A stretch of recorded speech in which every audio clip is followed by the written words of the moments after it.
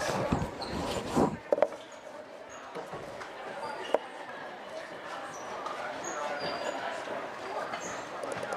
this time, please stand for the national anthem. A reminder all in attendance that proper respect and stand at attention with your right hand over your heart. All veterans and out-of-uniform military personnel may salute the flag.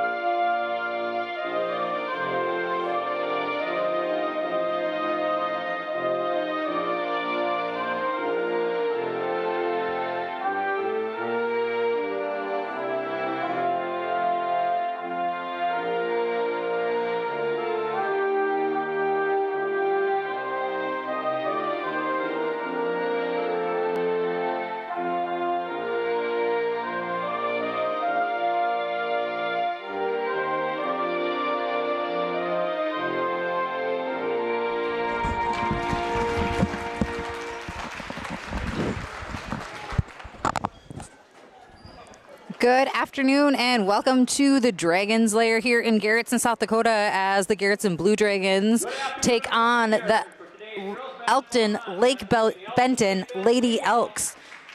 We are just starting with starting lineups here, and on the varsity side here for Elkton Lake Benton, we'll see if we can get that information for you here shortly. In our starting lineup, first for the Lady Elks. At guard, 5'8" sophomore, number 2, Kevin Erickson. So it looks like starting for Elkton Lake Benton, Number 3, Rachel Kroeg. we have number 2, a sophomore guard, Number 10, Caitlyn Dreitz. Tevin Erickson. Number 3, a junior guard, Number 14, Kylie Ramlow. Rachel Kroeg. And on forward, 5'10" junior, number 1, Emily Robbins. Number 10, a 5'8" junior, Caitlyn Dreitz. Number 14, 5'10" sophomore, Kylie Ramlow. And it looks like number 11, 5'7" junior, Aubrey Schindler. All right, on the Garretson Blue Dragon side, you have 5'6" guard, Jalen Benson, number 5. Number 10, a 6' junior, Logan Bly. Number 12, a 5'6" senior, Maya Long. Number 23, a 5'10" senior, Lily Ranshaw. And number 25, a 5'11" junior, Anna Jones. That has been a pretty consistent starting lineup for the Garretson Blue Dragons here this entire season. Elkton and Garretson have actually had some really nice competitions here, not just in the Dragons Lair, but just in general across multiple sports. I'm expecting a pretty good contest here out of the Lady Elks and the Lady Blue Dragons as Garretson gets the tip. Quick pass by Maya Long to a cutting Lily Ranshaw, but it falls off the front of the rim.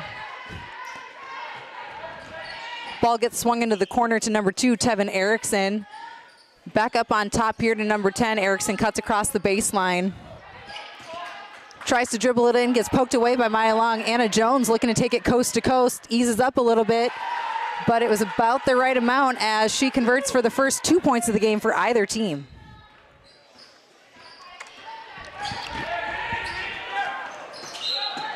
Big high pass goes just outside the reach of number 1, Emily Robbins.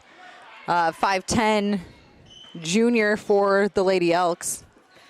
Jalen Benson takes the point guard duties for Garretson, which has been pretty typical. Finds a cutting Lily Ranshaw. Ranshaw high off the glass. Missing all of that sweet spot, and ball goes in favor of Elkton Lake Benton.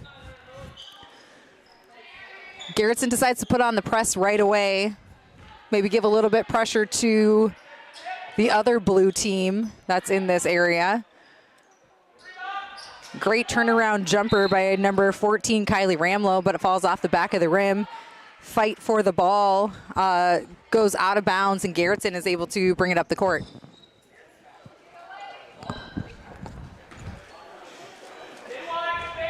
Like I said, Garretson, Elkton, and Lake Benton have actually had a pretty healthy rivalry where they have just had this nice string of competitive teams in multiple sports as they're able to play against each other. As Logan Bly just sinks a three-pointer. One of her favorite spots, too, is just kind of on that wing of the three-point line. But Elkton and Garretson have typically squared off pretty nicely against each other, not just in basketball, but in volleyball, too. And Elkton was a state contender in basketball qualifying, and so it's always nice to see that good competition there. Garretson also qualified for that state tournament. Tevin Erickson for three. Tevin Erickson, a strong sophomore setter for the Elkton Lake Benton Lady Elks volleyball team. Very impressive athlete there, so it'll be really fun to watch her on the court, both the volleyball court and the basketball court. Logan Bly launches from the other side of the wing on that three-point line and doesn't convert for anything. Ball turns over to the Elkton side. Ball reaches just across the timeline as the girls swing it around. Nice easy play. No team seems to be in too much of a rush for the most part. They're letting their offensive sets kind of settle in. Once again, Maya Long getting her hand in the way, making it tricky for the offense to have a smooth. An up and under on the baseline by number 3, Rachel Kroeg. Good athletic move. If it doesn't fall, number 14, Kylie Ramlow, is there to clean up the mess and ends up getting fouled on the way. Ramlow going to sit here on the line.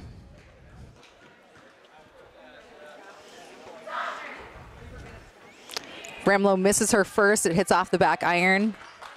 Gets a little support from her teammates. Ball is issued again. 3 dribbles, spin in her hand, and it goes up. And same exact shot hitting off that back iron. Jalen Benson comes away with the ball, pushes the issue forward, finds Ranshaw. Ranshaw looking for the foul with the contact in there. Unable to garner any of it. And I'm kind of okay with that call, as I think Ranshaw was the one initiating a lot of the contact. You are allowed as a defender to be in place, and you can absorb that contact. That is totally fine. As there's a loose ball scramble, Ranshaw swings it up ahead to Maya Long. Maya Long finishes for 2. Like I was saying, you are allowed to be in a defensive position. You are allowed to be in a defensive position and absorb that contact. So just because there is contact does not mean there's necessarily a foul in there. Great pressure by the Blue Dragons as they were able to cause a turnover, with Anna Jones looking like she was getting her hands in on that one. Logan Bly has the ball at the top of the key. Swings it over to Ranshaw. Ranshaw dribble drives in and then finishes that one for 2. Garretson keeping the pressure on. As Ramlow brings the ball up the court, ends up falling to her knees. Timeout called by head coach Marista Bushman of the Elkton Lake Benton Elks. Definitely a smart call, as Ramlow was in a precarious position, sitting there kind of on her knees, trying to pivot as much as you can, really, by twisting just her hips, not being able to take her knees off the floor. If she would have lifted the knee and put a foot down or something like that, that would have been called for a travel. So great awareness by Ramlow to know what she can and can't do, and good call by head coach Bushman to settle in the troops. I think just the anticipation of some of that pressure has got the Lady Elks a little rattled here to start. It's always hard coming into a visiting locker room and, not winning the tip right away, and then you have to deal with a high-pressure offense and one that likes to kind of move fast. I mean, and the Garretson has been scrappy, and they get their hands in on a lot of things. So it definitely can be unnerving. Kroeg goes to the floor looking like she probably got her foot caught up with somebody else, but they don't call anything, just say that Kroeg lost her balance, and ball did go out of bounds, falling off of a Garretson foot. Ramlow inbounds it. passes it and gets it back. Great spin move by Ramlow for 2 points here for the Elkton Lake Benton Elks. Maya Long picks up a odd shovel pass as Tevin Erickson comes away with a steal and looks to go coast to coast. A little bit of contesting by Lily Ranshaw, but making sure she didn't want to get dinged for that foul. So Garretson pushes that issue back to their side, maybe going to protect that pumpkin just a little bit better this time around. That was Tevin Erickson's fourth and fifth points. Must have been that announcer's curse as Garretson throws the ball away. Checking into the game for Garretson, we have number 20, Reagan Altman, junior guard, sitting at 5'4". Number 24, Sydney Olson, a 5'6" sophomore for the Blue Dragons. And number 14, Jordan Williams, a 5'8" junior guard.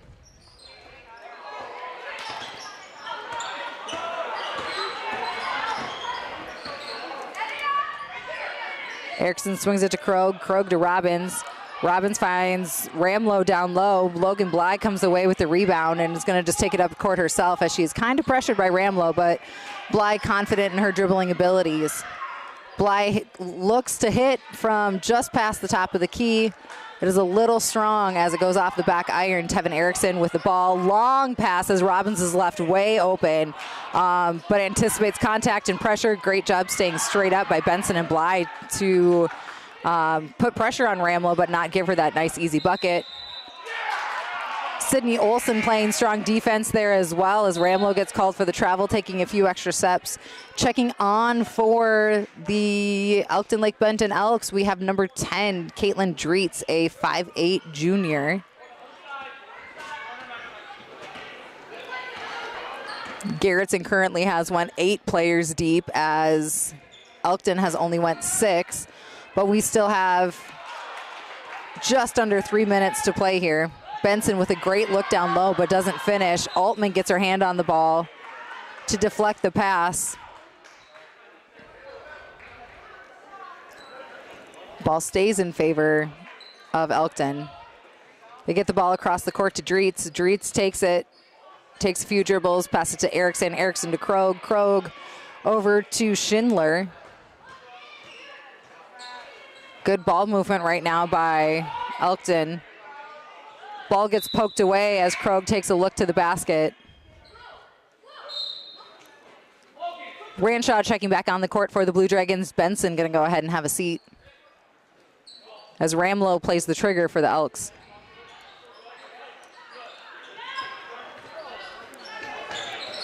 Pass goes just outside the reach of Kroeg, but she's able to wrangle it in before anyone gets to her. She tries to shovel it over to Ramlow. Ramlow was not expecting it. I'm surprised Jordan Williams didn't come away with that ball. Bly with a block from behind. Olson able to wrangle and wrestle that ball away. Tightly guarded by Erickson, and Erickson looks like she's going to get pegged for a foul here.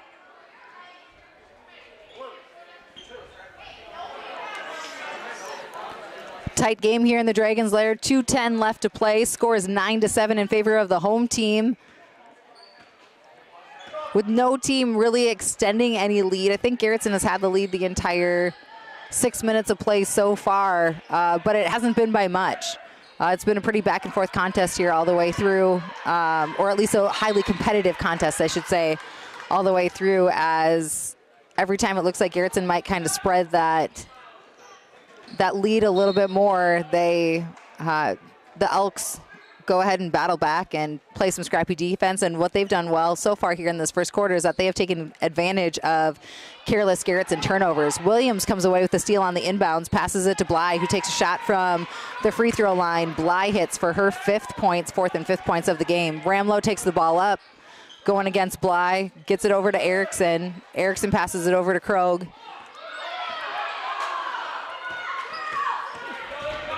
Looking for a little bit of movement. Great block by Williamson. Ball comes right back to Erickson. Falls off of all corners of the rim before going back. Kroeg tries to put it up. Erickson tries to put it up. No good, no good. And Dreitz there finally to finish. So great job by the Elks for staying with that play. Garretson definitely needing to find a body and box out, as Elkton had 3 or 4 separate looks on that one, aside from the initial shot going up. So kudos to the Elks for the strong offensive play. Looks like number 1, Emily Robbins is coming back on, and Kylie Ramlow is going to go ahead and take a breather here for the Elks. Jordan Williams triggers, but it is intercepted by Tevin Erickson. Erickson tries to go all the way, and it looks like there was a little bit of a body contact foul on there. That is going against Reagan Altman. Reagan Altman, probably one of our speediest and most aggressive defenders for the Blue Dragons, as Anna Jones checks in to give Logan Bly her first breather of the contest. Also checking on number 5, Milena Hemmen. This is the first action that we've seen of Milena Hemmen, a 5'6" sophomore guard here for the Lady Elks. Long pass that goes almost out to that timeline. Schindler takes it, dribbles it to the corner, passes it to Erickson. Inlet pass to Robbins, closely guarded by Jones. Great defense by Jones. Rancha comes away with it, passes it to Olsen. Olsen looking for Williams, and that ball is tipped away. Great job by the blue team on getting back on defense and not just giving them that 2-point fast break. Once again, Williams throws it away, looking for there. Tevin Erickson go ahead and showing off her hops a little bit and grabbing a pass that typically people haven't gotten to earlier in this year. Sydney Olsen comes down with the ball, gives it to Williams. Williams passes it ahead even farther to Rancha. Rancha goes high off the glass, and it hits off the front of the rim, and it is no good on that attempt either. Rancha really struggling from close in right now, which seems very uncharacteristic. Rancha is usually pretty consistent and gets quite a few buckets that way as she moves her way inside.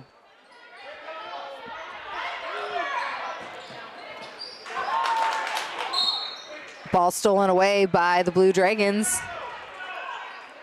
Hoping to get one more shot off here in the final 13.8 seconds of the game.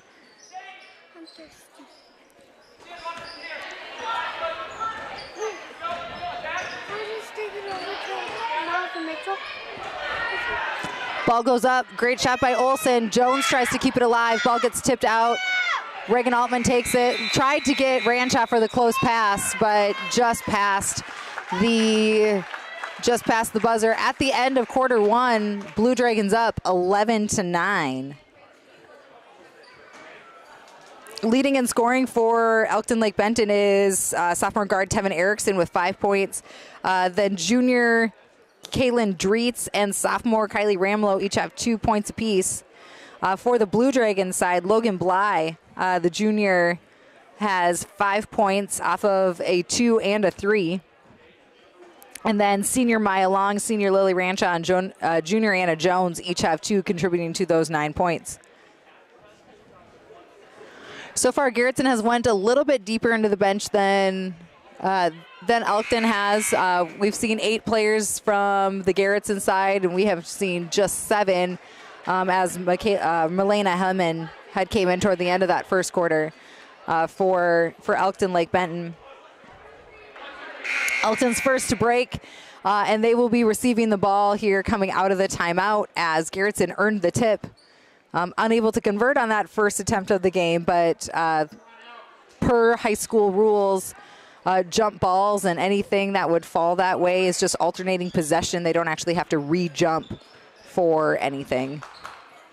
Ball gets inletted to Rachel Kroeg. Rancha tries to foul or tries to block her from behind, but ends up getting a little bit of the arm as well, putting Kroeg at the line.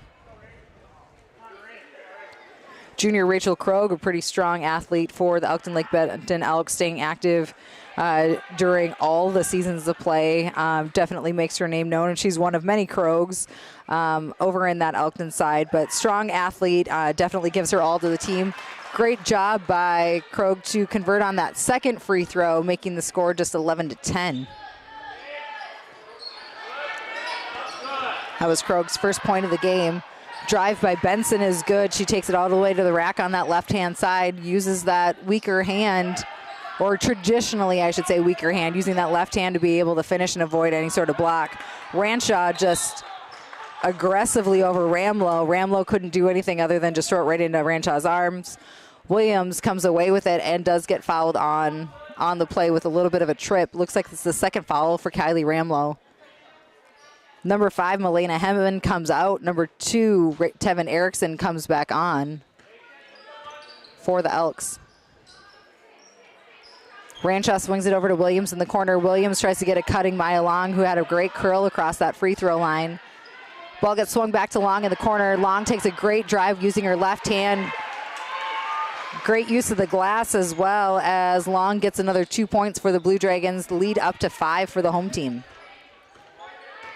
Kroeg takes the ball up the court, closely guarded by Ranshaw. But Ranshaw was just a little bit slow as she couldn't anticipate where that crossover was going to come, and ends up falling in favor of the Elks. This has pretty much been the story of the game so far, and I know we're not very far into it, a little bit over a quarter. But every time Garretson tries to get a lead, Elkton, like Benton, picks away at it and keeps themselves in the game, keeps everything within distance. Defense by Anna Jones puts a little bit too much pressure on Kroeg here, and it looks like Kroeg steps out of bounds as she was trying to pass it in. Williams is going to go ahead and take a seat as Anna Jones checks back on for the Blue Dragons. Or maybe it was Logan Bly. I apologize. Logan Bly checking back on. Ranshaw almost loses her balance, able to recover and then get the ball to Long. Long swings it to the top of the key. Benson finds a cutting Ranshaw. Ranshaw goes high off the glass again.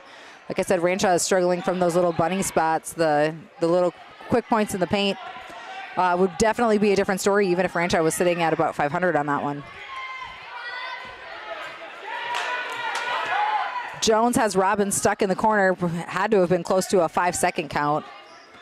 As Kroeg comes around to bail her out, gets it to the top of the key, brings it to Ramlow. Ramlow just takes her time, dribbles all the way down. Big board by Jones. Jones finds Bly. Bly passes deep to Long.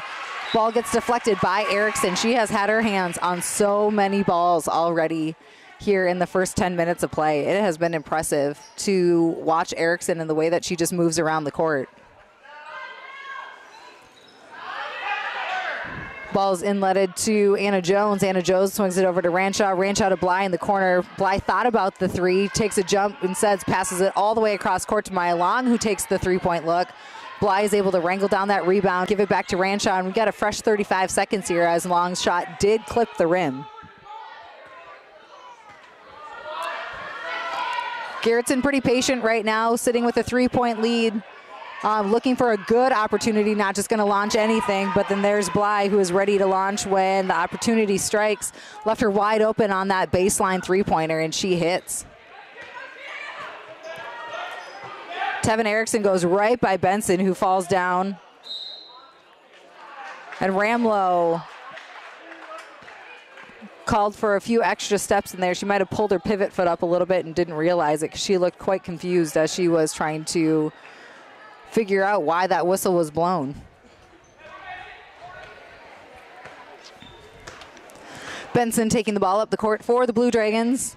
Swings it over to Long in the corner, gives it up to Ranshaw, who replaced Benson. Benson went down low, takes the contact, fades away, and goes for two. 4 points so far on the night for Benson out of the 20 for the Blue Dragons. This is the biggest lead of the game that Garretson has had all night.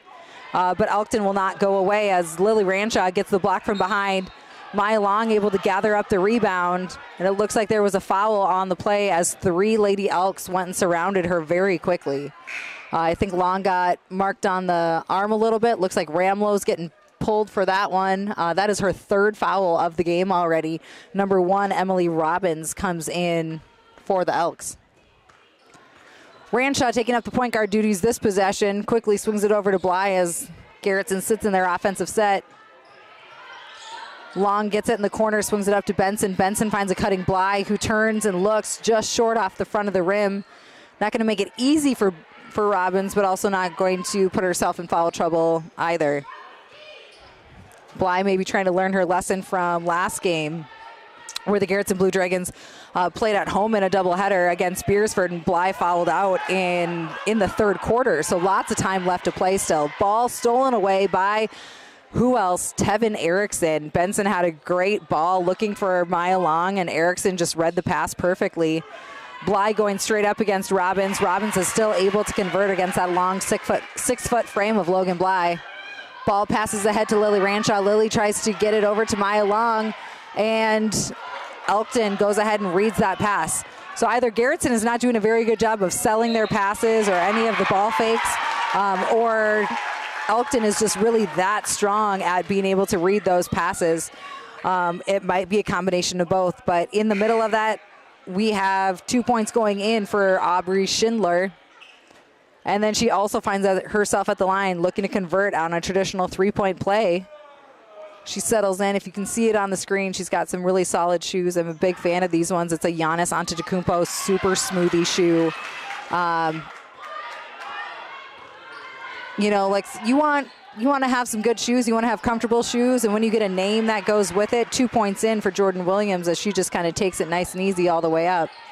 Tevin Erickson gets fouled by Maya Long here too. But Tevin Erickson as well as Aubrey Schindler are both sporting those Giannis pink or kind of pink and orange super smoothie shoes. They've even actually got fruit over on the side of them. Really striking shoe that you see both the boys and the girls wear. I noted that there was a few of the boys for Elkton Lake Benton wearing those shoes during the JV game. And then I also know that it's a popular shoe that I've seen a few different times throughout. So maybe, you know, if you have nothing to do right now in this full timeout here that was called by Garretson, you can go ahead and do a quick little Google search for Giannis super smoothie shoes and kind of look to see if that would maybe be your thing. I personally am a fan of them just because they're a little bit lighter, but that they're not a plain white. They've got some color. They've got some pop to them. Something just a little bit different. I don't really like dark basketball shoes. I personally think that dark basketball shoes typically make a player look slower. That might just be a perception that my dad put in me when I was younger. So I really like the white or the light gray, or in this case, you got a little bit of pink or orange in there. So some sharp looking shoes here on the court as head coach Matt Trank tried to rally the Garretson girls back together and see if we can kind of slow down on all of those turnovers that have been plaguing the Blue Dragons in this first half.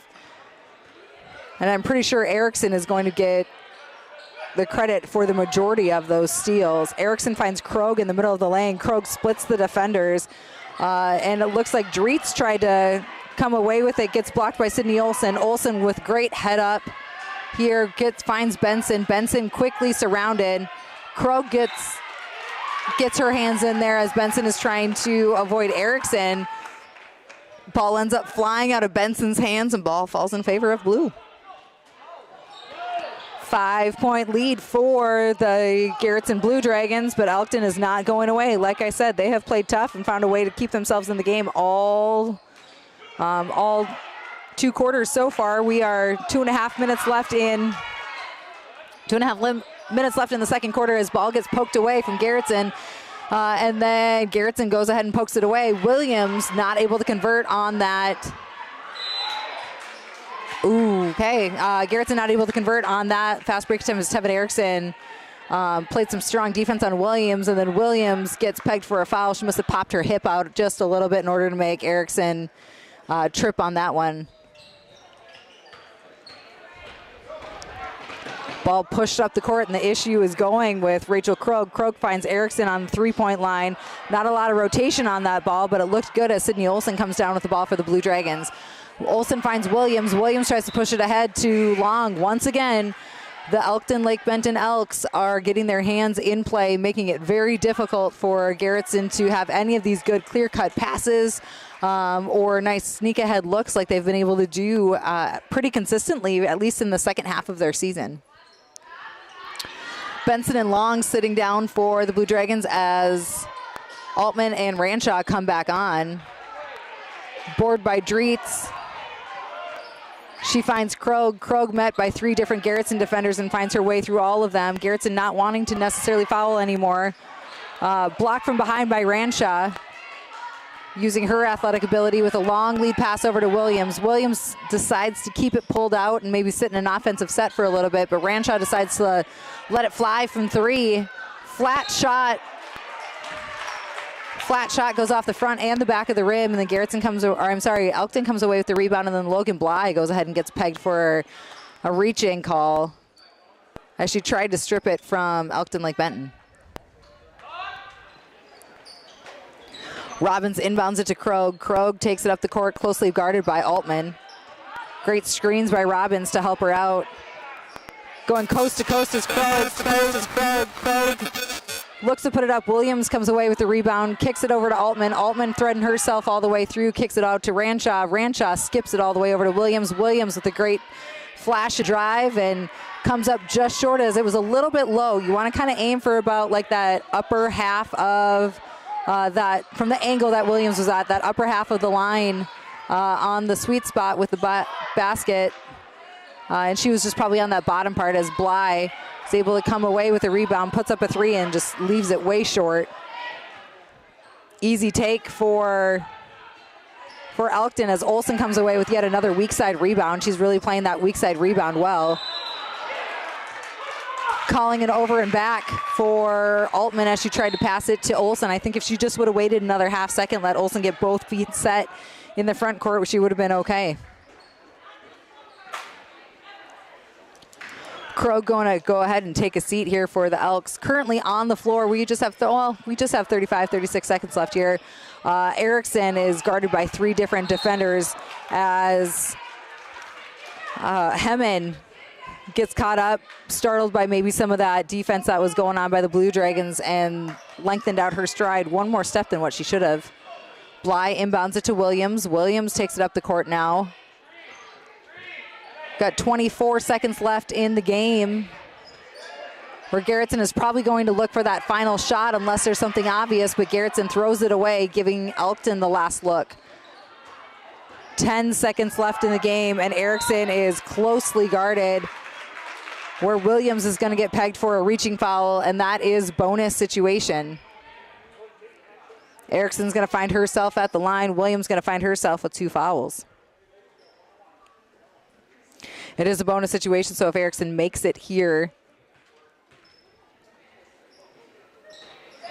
it is their ball. She gets her own rebound. Bly, I think the girls were kind of thinking that it was going to be two shots because they didn't play really well to grab that rebound. Great lead pass to find Altman, and Altman is able to score two before time expires. Going into half here, we have a 24-17 game. Garretson up by 7 over the visiting Elkton Lake Benton Elks. We have a 10-minute halftime. Why don't you go ahead and take this moment to give yourself a little bit of a break from basketball and find yourself something to eat, a good snack, resettle yourself. Maybe you need a blanket on this chillier day, and then we'll come back and talk about the different halftime stats that we have so far. You are watching Garretson basketball here in the Dragons Lair of Garretson, South Dakota. We will be back in just a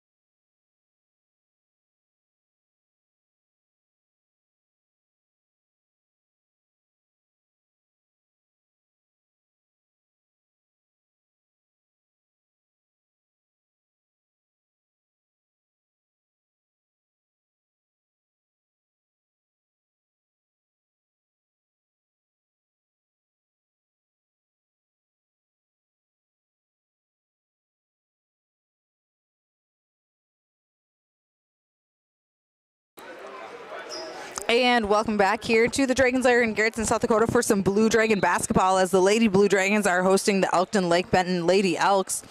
Thank you for bearing with me during that little halftime break as I had to attend to a few mom duties here with my boys who are here in attendance. Quick foul to start the game, just 6 seconds in. Tevin Erickson picks up her second. Garretson gets to inbound it down low. Benson looking for Jones. And once again, Erickson, it's got to be like her 6th or 7th steal on the night as Erickson takes it coast to coast and is fouled on the way. Maya Long getting tagged with that one with a hold. At halftime, Garretson took the lead 24-17, so a 7-point lead. Ball deflected. Ranshaw comes away with the steal. Gives it to Bly. Bly up to Benson. Benson can't finish that ball. Points in the paint have been hard to come by for the Blue Dragons as they have not been able to finish like they usually have. Robbins gets pinned up there by some Blue Dragon defenders. Coach Matt Schrank maybe helping in there a little bit as he was at the bench trying to talk to a few of the girls on his bench, making sure that they're ready to play and go in and note a few different things, and Robbins comes right at him. But in that first half of play, Tevin Erickson, who just scored her 6th and 7th points of the game on that floater, had 5 going into halftime. Now she's at 7. Aubrey Schindler is marked in there with 3 on a traditional 3-point play. A great cut by Long. Long able to finish underneath at least, giving the Blue Dragons that 7-point lead back again. Press not quite as intense as it was to start the first half, but Ranshaw Benson trapping Erickson. Ball gets a big bounce pass to Kroeg, who wrangles it in, drives it baseline. Bly comes away with the rebound. Bly passing it long ahead to Ranshaw. Ranshaw looking to hopefully finish. Doesn't as it goes off the front of the rim. Benson battling for that rebound, and that was a battle. She ended up finding herself on the floor. Finds Jones. Jones swings it to Bly. Bly gives it to Long, who launches from 3. Ball is out, and Tevin Erickson comes away with it.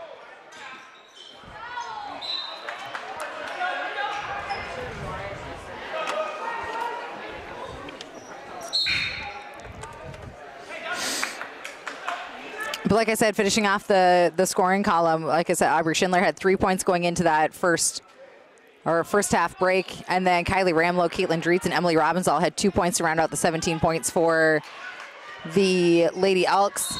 Ball gets knocked out by Bly. It will stay on that half of the court. At the break. At the break, Logan Bly was our leader with 8 points in there. Maya Long had 4, but dropped in a floater for 2 more here, so that puts her at 6 total now. Jalen Benson has 4 on the night's contest, and then Jordan Williams, Reagan Altman, Lily Ranshaw, and Anna Jones has 2. So it's nice to see so many girls in the scoring column, really for both teams, as 6 of the 7 girls that have been on the court, I apologize, 8 girls that have been on the court for the Lady Elks find themselves in the scoring column. And then you have 7 of the 8 girls for the Garretson Blue Dragons are in that offensive action. Benson takes the ball up, finds Ranshaw cutting across the top of the lane, looks to get it, kind of gets stuck on the back court. Jones puts on the pressure, making it difficult for anyone to see for Elkton Lake Benton, but they were able to come away with it. Robbins tries to bounce pass it through the legs of Jones and Bly. That ball is not going to go anywhere for sure. Kroeg takes it all the way in and takes care of business for another 2 points, reducing that lead now to 5, 26-21 in favor of the Blue Dragons. Benson drives it into the lane, gets that little teardrop floater to hit in. So apparently that might be the direction and the angle that we need to take, as we have not been successful on traditional not on free throws, but on traditional layups coming in on the corner. We seem to be either going way too hard off of the glass or just not high enough. Erickson draws the foul with a strong aggressive move in, and I'm guessing they're going to get Jones on that one with maybe a little bit of the body in there. So yep, they call it with that. She probably got her on the arm. Erickson settles in. First one goes up, and it hits kind of off the back iron, goes off the glass, and then rolls all the way off. Big line change coming in for the Blue Dragons. As 4 girls are coming on into action. It looks like the only one staying in is Logan Bly. So all 3 starting seniors and then Anna Jones take a seat while junior Logan Bly is still on, accompanied by junior Reagan Altman, number 20. Sophomores Jordan Williams and Sydney Olson, number 14 and 24 respectively. Altman goes up for the pass, thinks she got hacked a little bit, has to play through it. Sometimes that's just what you got to do. And then also seeing her first bit of action is sophomore Kylie Christensen, number 44, sitting in the middle of that 2-3 zone defense for the Blue Dragons. Ball gets poked away by Christensen and Bly. Bly tries to wrangle it in and does so. She takes it up the court herself, lets that offensive set kind of play, sees an opening as the waters just parted for her, and once again, not able to finish on the layups. I don't know how many of those shots we have missed tonight, and I do not want to be at practice tomorrow, well, probably Monday, for the Blue Dragons, for them to break down that film and see that. It has been a rough go for the Lady Blue Dragons and trying to finish those layups. And it's not just been one person. I mean, everyone's kind of struggled from that angle. We've gotten those straight-on teardrop floaters to hit a few different times as Erickson launches from 3, not even close, as Sydney Olson reads it well and comes away with the rebound, gives it to Bly, Bly to Altman. Altman finds Christensen. Christensen able to kind of get that more layup style one going. So great job, Kylie Christensen, showing all the other girls on how it's done. Strong pressure Sydney DeVries is facing, number 20. Right there, Sydney DeVries, just a 7th grader, but a pretty strong guard for the Lady Elks. Currently on the court for the Blue Dragons, you have Bly, Williams, Altman, Christensen, and Olson. For the blue team on the floor, which is the Lady Elks, you have number 2, Tevin Erickson, number 3, Rachel Kroeg, number 11, Caitlyn Dreitz, number 10, Caitlyn Dreitz, number 11, Aubrey Schindler, and I believe it's number 14, Kylie Ramlow. Erickson takes it all the way in, stops at the 3-point line, thinks about shooting, but passes over to Schindler in the corner. Schindler finds Ramlow cutting. Erickson relocates to the top of the key, misses that 3-point attempt. Big rebound by Bly. Bly gets to Altman. Altman taking that layup shot again, does not get it to fall. Closely guarded, gets her own rebound, puts it up, misses, puts it up again, misses, and then finally Elkton comes away with it. Kylie Christensen now with an attempt on a steal. As you've got 3 girls on the floor, Ramlow, Altman, and Christensen. And then now Bly comes away with this rebound, getting pretty aggressive, and they're letting the girls play, which is fine. There's nothing wrong with letting them play as long as that is even and consistent all through the game. And sometimes people just lose their balance. I think that's one thing that sometimes viewers need to understand, that yes, there definitely could be a foul there, but also there are times where people just land awkwardly or weight gets shifted around a little bit where they're unable to gather it in. Right there, Ramlow tried to thread through Bly and Christensen, and those are 2 strong girls who've got a lot of length to them, that there really wasn't anywhere for Ramlow to go. Ramlow falls to the floor. She tried to slip through, but she was the one who initiated all that contact. So I think that was a good no call by our officiating crew here. Olson with a great spin move, launches it just past the free throw line, can't get it to fall as it goes off the back of the rim. Christensen fights for the rebound, but it does come in favor of the Lady Elks, and now Altman bumps Erickson and will get her, I believe it's her 2nd foul on the night.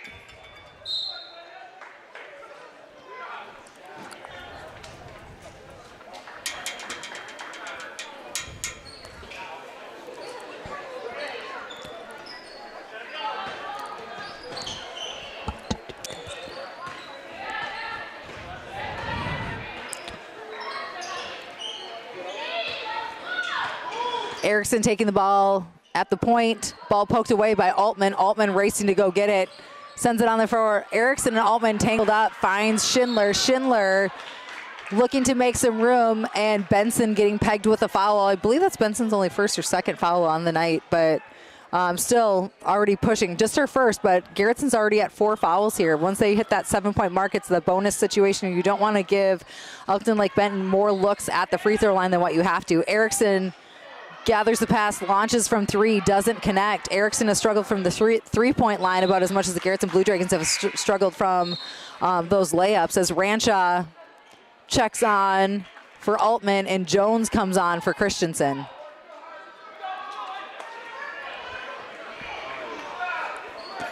Ball's in the hands of Ramlow as everyone else kind of goes through their out-of-bounds play. Gets it to Kroeg. Kroeg hustles to try and find one of her teammates and ends up throwing the ball away. Williams chases it down, gets it over to Benson. Benson finds Ranshaw in the corner. Great post up by Jones. And then Jones sees a good cutting Benson. That was a great feed on that one. Jones had her back to Benson for pretty much the whole time. She knew that she was going to be there, cut it around. So great job executing on that offensive set, knowing that they would kind of fill in. Benson finds herself at the line as Erickson finds herself with her 4th foul. Benson hits one and gets another attempt here. It was a shooting foul, so she was going to have 2 chances anyway. Benson goes up, knocks down her second. Benson tied with the lead on points scored with 8. Bly also having 8, but has yet to score this second half.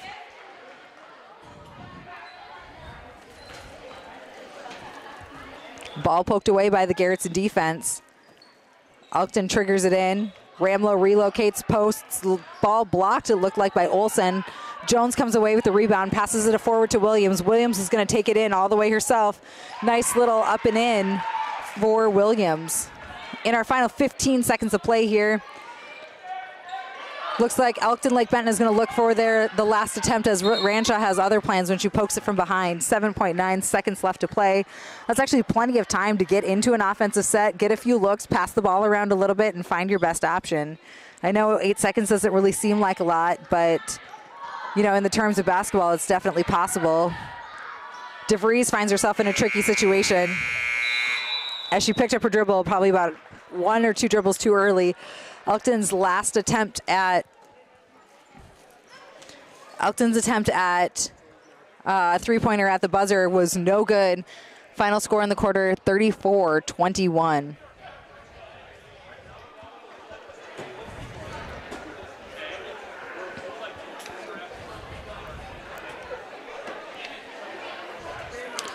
That was a great defensive effort by Garretson in that quarter, as they only allowed 4 points by Elkton Lake Benton in that entire quarter.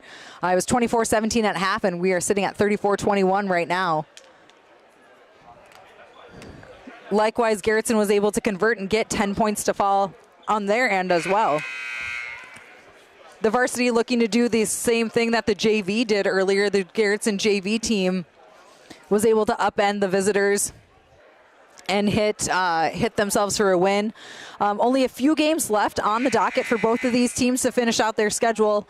Most of the games are going to finish next week, with region play following that week afterward. Garretson finishes their regular season with 2 more doubleheaders. They've had a lot of doubleheaders to end this one. They just played Beersford in a doubleheader on Tuesday, I believe it was. And then now they are hosting Elkton Lake Benton now, and then there's a doubleheader next Tuesday, the 15th, here in Garretson against conference foe, the Parker Pheasants. And they end with 1 more doubleheader, also a conference matchup, as Benson launches from 3 and gets it to rattle in. 1 more conference game on Thursday, I believe it is, at Sioux Valley. So 2 conference games. Conference title might be on the line with that one. There's a possibility. I do know that they dropped 2 contests for sure. 1 to McCook and a heartbreak loss. The girls did not play well, as Benson anticipates a pass, looking much like Tevin Erickson on that one. Tries to go up, but gets called, and will find herself on the line. Rachel Kroeg is going to get the body foul on that one. I know they have 2, like I said, Garretson has 2 conference losses for sure. There may be more. I'm sorry, I don't have my computer Head basketball coach Matt Schrenk currently has it, hoping to get it fixed. He is also the tech coordinator here in Garretson, so a man of many hats and many talents for sure.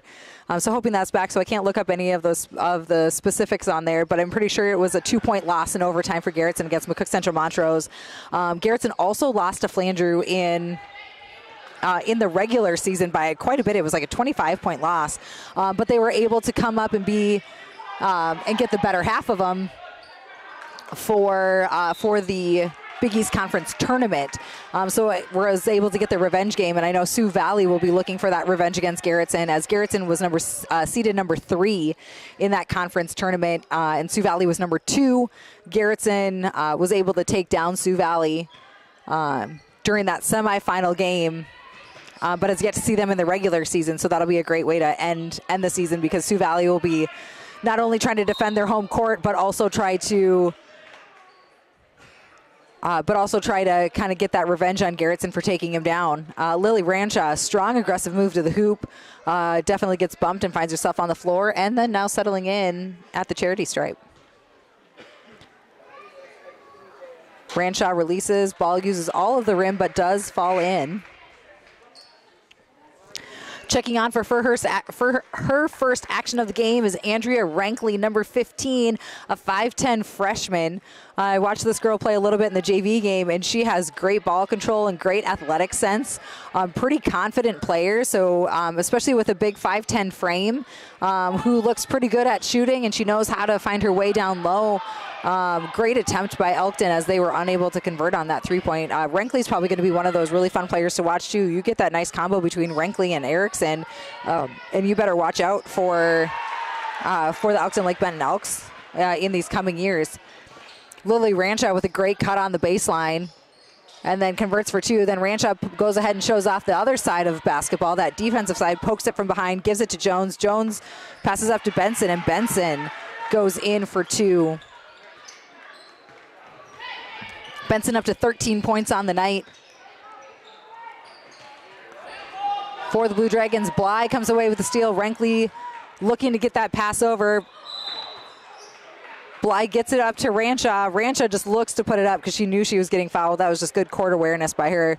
Really no chance of that ball going in any shape or form. Rankley getting pegged with her first foul of the night. Fouls sitting at 4 for Garretson, 6 for Elkton Lake Benton. So when Elkton fouls one more time, regardless if it's a shooting foul or not, they will be on. Garretson will be on the line. Kroeg going to go ahead and take a rest, as is Jordan Williams. And then Tevin Erickson for Elkton Lake Benton and Maya Long for Garretson come back into play. Rancha hits.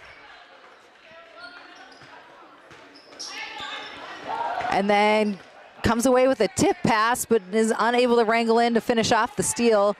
But Elkton's feeling the pressure. Great job by Anna Jones at trying to keep Erickson by the baseline, but she was able to sneak her way around Jones and then convert for 2 points herself.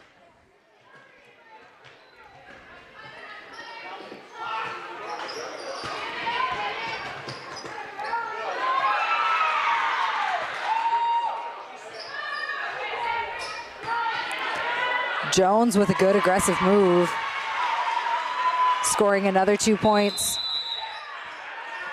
Prompting a timeout by Coach Bushman of the Lady Elks.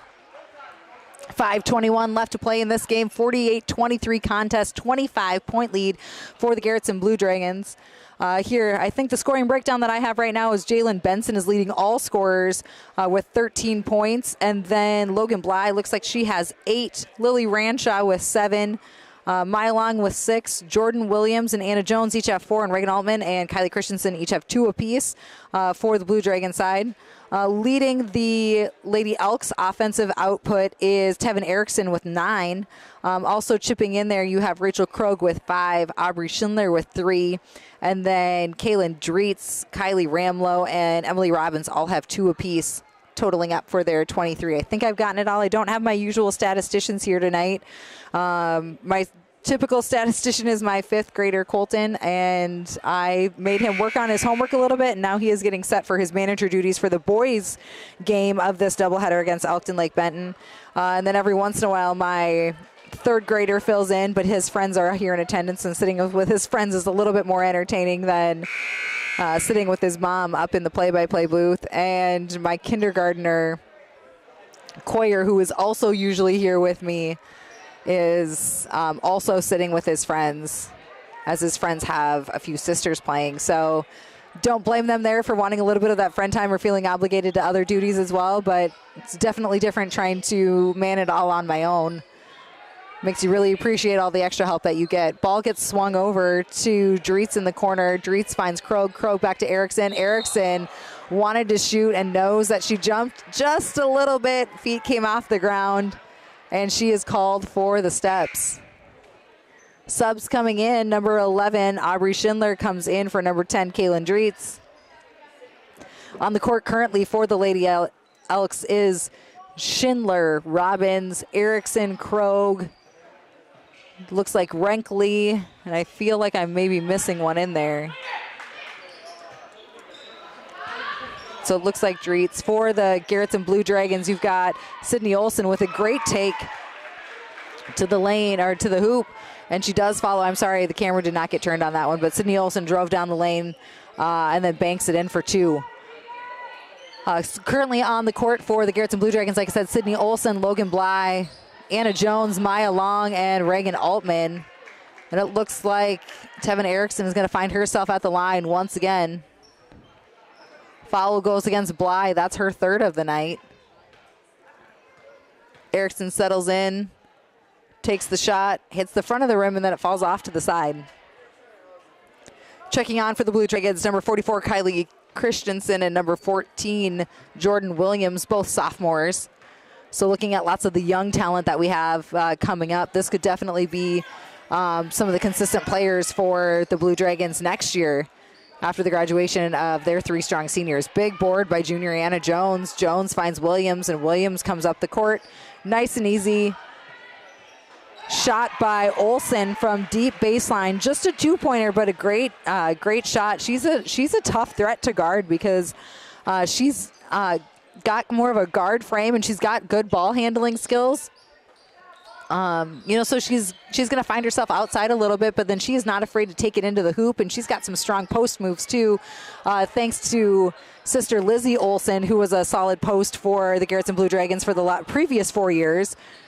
Great job wrangling that ball in by Kylie Christensen. Williams launches for three, unable to get it. Ball falls to Erickson. So Olson, great flex player for the Blue Dragons. She can play down low and she can play inside, and she's just that hard to defend as well, because you never know if she's going to drive you in or if she's just going to pop and shoot it. As Erickson finds herself on the floor, there's a scramble all over the place. Christensen and Rankley are knotted up. People are on the floor all over the place. Apparently no fouls, nothing's going on. Trusting the official crew on that one. They were in the play. They were ready. They were looking. Everything that they needed to do, and none of the girls traveled. No fouls, just loose ball scrambles as the ball finds its way to Altman in the corner. Altman goes to Olson up on the wing. Olson with one dribble passes it over to Williams on the corner. Williams decides to go with her left hand. Quick little hesitation like she was going to go in. Olson tries to drive baseline, finds Jones, who had a great steal on Erickson. Good mismatch. Way to go on Olson in order to recognize that. Jones unable to finish. Once again, Garretson plagued by those little layup bunnies that we have just struggled with all night. Jordan Williams comes away with the steal. Kylie Christensen has to wrangle a pass along the sideline and does so. Christensen looks, swings it over to Williams, and Williams takes it at the top of the key, patient for everything to set up. Looks like they're giving her just a little bit of space. Good cut by Reagan Altman. Reagan Altman, no good, as Anna Jones gets the offensive rebound, but gets fouled along the way.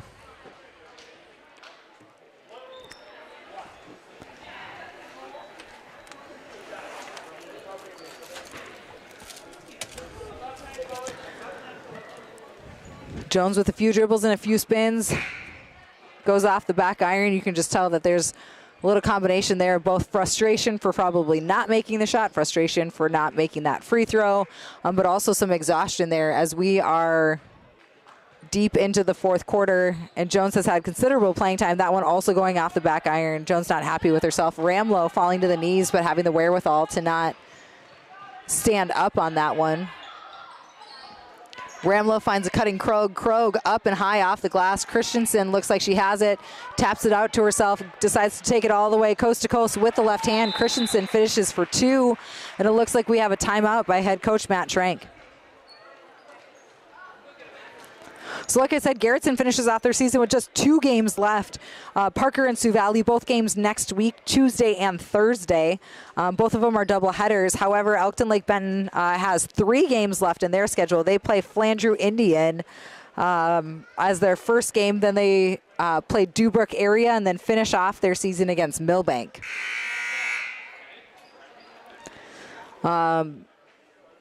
Elkton Lake Benton finds themselves as 5-11 currently on the season, and it's looking, but it's all but done right here. As my son Colton said, this game is done. We just need to finish it now, as Garretson has this one all in hand, up by 31 with 1:55 to play.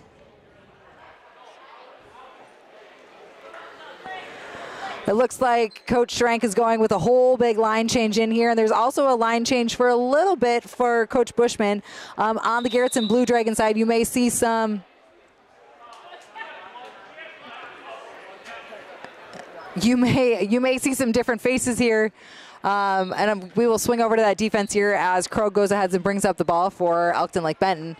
But sitting in the game right now for Garretson, you have number 51, Courtney Rojic, freshman for, I think, everyone on the court. Nope, not everyone. 4 out of the 5 players on the court are freshmen for the Blue Dragons. 15, Taylor Benson takes the ball up the court, swings it over to number 40, Ashley Harris. Ashley Harris gives it to number 30, Addie Hove. Addie Hove swings it over to number 32, Addie Fink, our sophomore that is on the court right now. Everyone else is a freshman. Rogic goes up against a tough Ramlow. Great look at it. Fink with a beautiful rebound. Good composure to put herself back. And gets 2 points and gets in that scoring column. For Elkton Lake Benton, Rachel Kroeg is in right now, and looks like she's kind of commanding it, ends up throwing it away. Also in is number 12, Janae Christensen, number 14, Kylie Ramlow, number 5, Milena Hemmen, and number, did I say 11? I feel like 11, Aubrey Schindler. But checking into the game is number 2, Tevin Erickson. Looks like she's checking back on. Also into the game now, you have number 35, Macy Rodert, seeing her first action of the game. Benson takes it in, swings it over to Hove. Hove gives it to Fink. Fink with a great move, but ran out of space as she stepped on the line. Number 22, I don't have her on my roster. That is a different one. So I apologize to you Elkton Lake Benton fans, but I do not have a number 22 on my roster. I'm going to guess maybe it's that it's Ella Crofit. Ella Crofit may be the one who just checked in there. She's listed as number 4 on my roster, but I think that's the only one that hasn't played yet. So I'm going to guess that that's where it is. We've got a foul reported. We have 8 seconds left because we are at that running clock time, 56-25. It is a 31-point game. Kroeg goes up and hits for 1.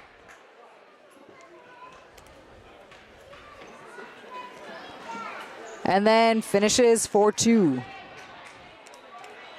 Ball goes to Benson. Benson's going to take her time. If she doesn't even want to get across half court, she doesn't have to. And it looks like she is just deciding to let it be. And that is it for your game. 56-27 win for the Blue Dragons. A 29-point victory. A great convincing game. This is the second game in a row that Garretson has been able to push their leads, not even big, but all the way into the running clock, as they were able to do that to Beersford the other night as well. Rounding out the scoring we have for the Elkton Lake Benton Elks, they had 27 points on the night, led by Tevin Erickson. The sophomore put down 9. The junior Rachel Kroeg had 7 herself. And then after that, it was pretty thin. Aubrey Schindler had 3 points, and that was all in the first half. In the second, and then for 2 points was just 3 different players for the Elkton Lake Benton Elks, as Emily Robbins, Caitlyn Dreitz, and Kylie Ramlow all finished off with 2 points. For the 56-point output for the Garretson Blue Dragons, I'm not sure if this quite adds 56, but this is what I at least had. So at minimum, this is where the scoring fell. Was Jalen Benson leading the way with 13 points by the senior. Logan Bly had 8, and then Lily Ranshaw had 7.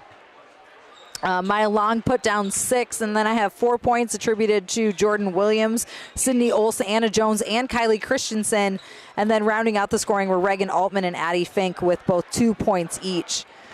Getting set right now, you can see that there's 14 minutes on the clock again. Getting set, we do have the boys half of the doubleheader. So the second part of our doubleheader here is the Elkton Lake Benton Elks face the Garretson Blue Dragons in the Dragon Slayer. We're going to go ahead and take a little bit of a break here, give you a little bit of time to get what you need in order to watch this great contest unfold in front of us here in just a few minutes.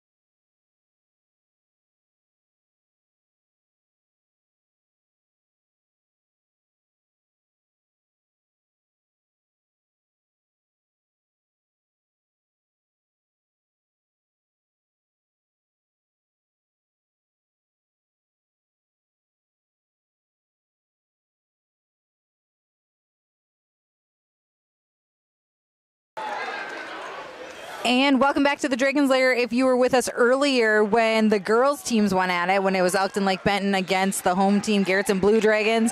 If not, welcome to the Dragons Lair here in Garretson, South Dakota, as the white Garretson Blue Dragons here with white jerseys, blue stripes down the side, kind of classic looking two-tone striped jersey going on. Hosts the Elkton Lake Benton Elks. Tip goes in favor of the Garretson Blue Dragons here as we get into action on the night. Like I said, it might be a little bit confusing. Home team does wear white, so Garretson Blue Dragons are actually the team wearing white. Elkton Lake Benton Elks are wearing the blue jerseys here. Sharp-looking royal blue jerseys with multiple white stripes going down the side in kind of like a box pattern looping across, with big Elks written across the front side. Nice, easy numbers to read. So you will see the Blue Dragons in white, the Elks in blue. As Dylan Kint of the Blue Dragons steps on the baseline. Maybe thinks he got pushed a little bit, but he's going to have to just kind of eat that one and play some defense in order to get that ball back.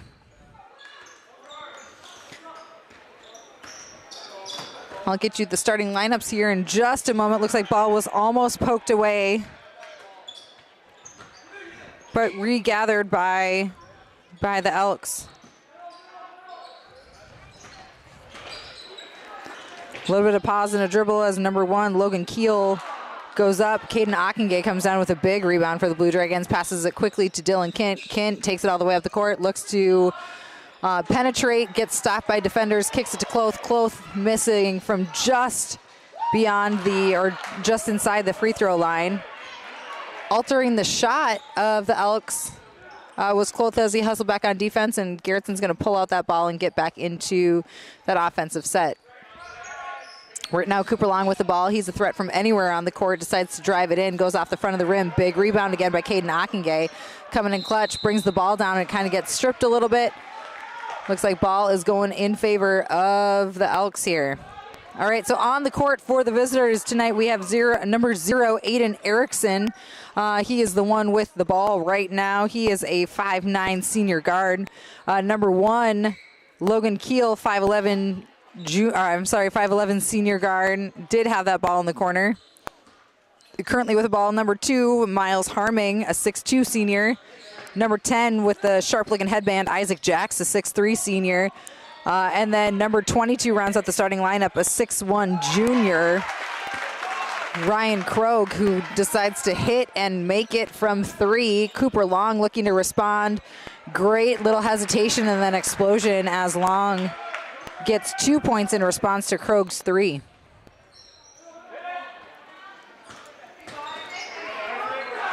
Cloth maybe getting a little bit of a deflection from the back. Ockengay getting his hand in there. They're looking for a jump ball on the Garretson bench. Kint is able to steal it in mid-pass as there was a little bit of shovel going on. Kint passes it ahead, gets deflected, and Elks come up with the ball as Erickson takes it up the court and resets here. That is going to be a pretty familiar sight if you watch the girls' game. I'm going to guess that there is maybe some relation between Aiden Erickson, number 0, and then Tevin Erickson, number 2 for the girls' team. As Aiden Erickson came away with that steal, Tevin Erickson had her fair share of steals during that girls' game, reading passes very well. Long running out of room on the sideline, steps on it, and turns the ball over. The visiting Elks with a quick 3-2 lead, just under 3 minutes of play completed. Erickson takes the ball up the court, finds Harming for a nice little easy baseline shot. 2 points in for Harming. Ball goes back in Garrettson's favor here. Garretson taking their time, not rushing the issue, making sure that everything is set, using maybe 6 or 7 seconds of that great move by the big man, Rhett Cloth, for 2 points. That was a big drop step, an easy way to work around. A little bit of a height difference there as well, as they've got 6'3" Isaac Jacks on Cloth. Cloth 6'10", according to that roster height. And so far, he has had his hand in a lot of shots. And if not blocking the shot, they're at least altering or choosing a different shot to take. He's a lot to kind of compete with if you're on that other side of the ball, because he's got such a large wingspan, and he's really started finding how to block the shot without fouling the player here in the second half of the season. So like I said, I'd get to the starters for Garretson. Starters for Garretson are number 3, Cooper Long. He is a junior guard, as Dylan Kent, a senior guard. Number 15 pops from 3 and misses. Number 11, senior Caden Ockengay, also a starter for the Blue Dragons. He's been coming clutch and getting a few rebounds early on. Number 13, Sam Schlueter, is guarding the ball right now. Strong, scrappy junior defender. And then number 23, Rhett Cloth, the sophomore big man in the middle. Kent tries to get the ball, gets around Kent, but Cloth with the block. Kent grabs it, looks to go up. Erickson strips him on the way up. Ball is pushed up by Keel. Keel finds Harming in the corner. Harming lowers the shoulder. Ockengay takes the charge. And it looks like we've got some players checking on. Number 3, Riley Hunter, in the game for the Elks, as well as number 15, Lane Thompson.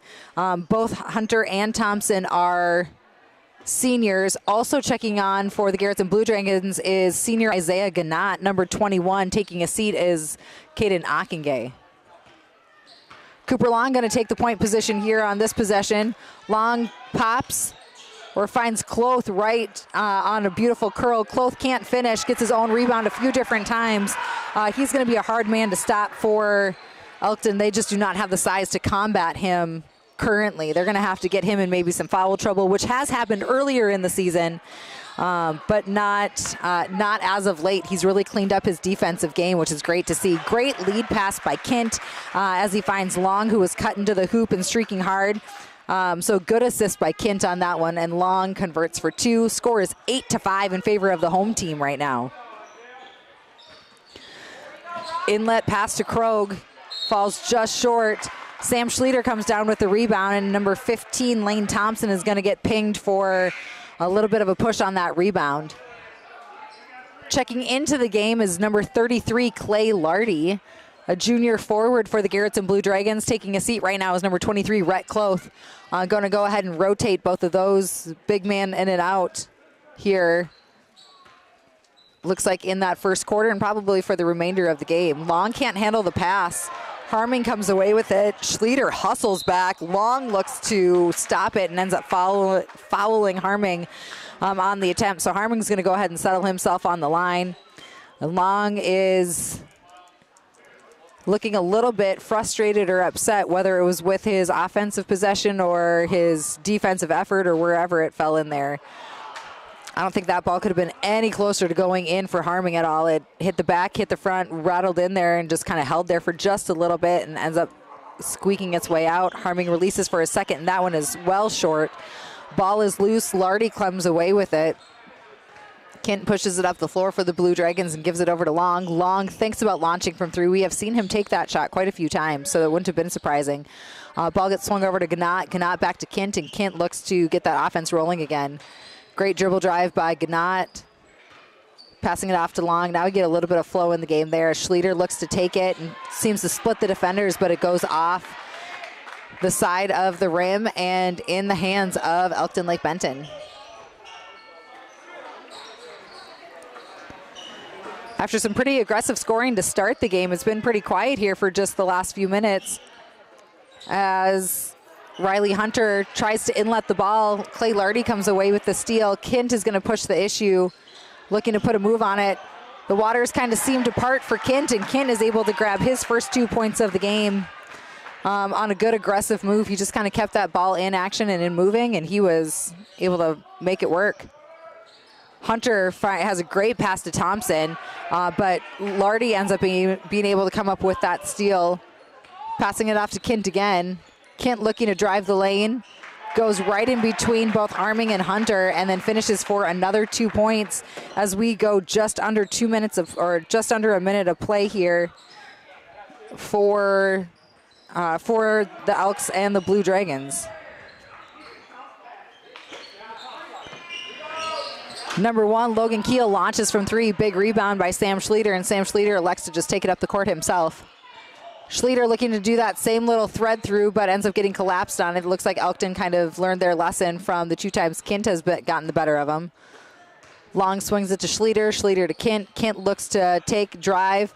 Shovel pass to Lardy from a baseline jumper. Way short. Kint got a big rebound there. Elkton actually had the position, but decided to just not play. Gannat was looking for the charge on that, doesn't get it, and Harming finishes anyway.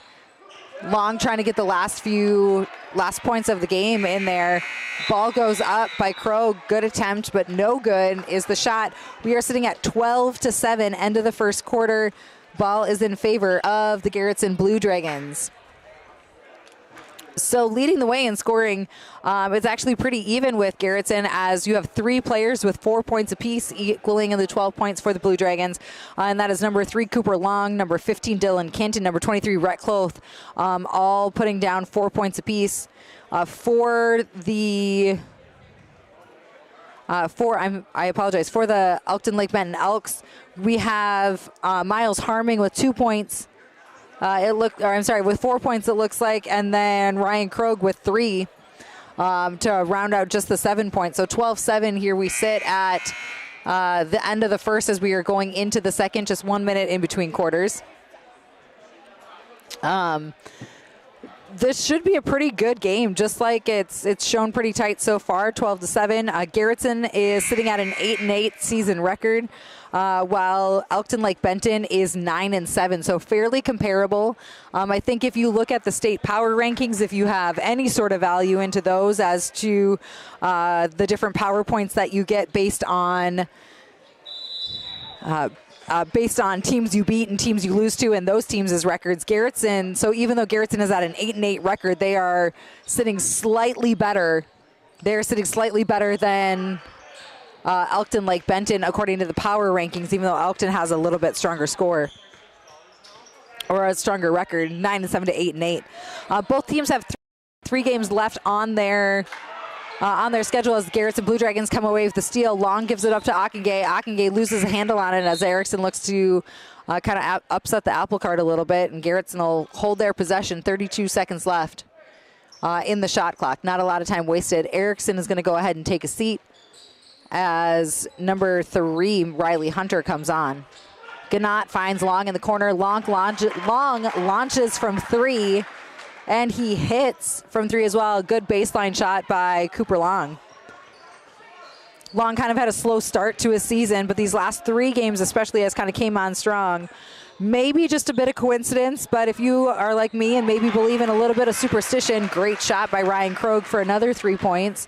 I'm definitely going to have to get out on him on the night. But like I said, Cooper Long started a little slow at the beginning of the season, unable to really find his stride offensively. And he's definitely picked it up here as of late as he hits from a corner shot on the free throw line for another 2 points. 3 games ago, Cooper Long switched his shoes. And so I don't know if you feel like that's a big deal or not, but for those superstitious people out there, that could have been the whole difference. Cooper Long is currently sporting some pretty sharp green shoes. I'll have to ask him when I see him in school on Monday as to what the exact brand or what it exactly looks like. Kroeg with another 3 points there. Bring the score within 4, 17-13. But Cooper Long previously was wearing a pair of black shoes for the first games and maybe wasn't feeling the best about those shoes. I don't know what it was, but he switched over to the green ones and had a breakout night. He was hitting and looking much more like himself, and then wore those green shoes again the next night, and something amazing happened. Great post move by Rhett Cloth. Good battle to keep that ball alive, but nobody was there for the Blue Dragons to get that tip out. And then here we see Cooper again wearing the green shoes on the court, and Long is leading or tied as leading scorer with 9 points. Also with 9 points, I'm sure you can imagine, number 22, Ryan Kroeg. Solid shooter from beyond the arc. Great pass by Hunter to Thompson for 2 points in there. Thompson getting his first points on the board. A good look by Hunter in order to find his teammate. Big thank you to my 3rd grader, Calix, for taking over camera duties here as Long swings that ball over to Cloth, who takes a look from the corner of the free throw line. Cloth hits for points 5 and 6. on the night for him already. 5 minutes left to go with Kloth with a big block on number 10, Isaac Jacks. Checking into the game for the Blue Dragons, we have number 13, Sam Schleter, and for the Elkton, Lake Benton Elks, 0, Aiden Erickson, and number 1, Logan Keel.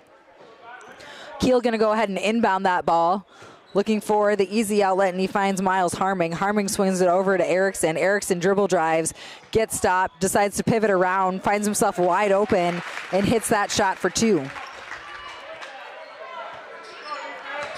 2-point game now as Garretson is up 19-17, but Elkton has had some really solid outputs in production over the last few ones. Good pass by Long to find a cutting Sam Schleter, and Rhett Kloth trying to get that extra little rebound in there and ends up getting a foul.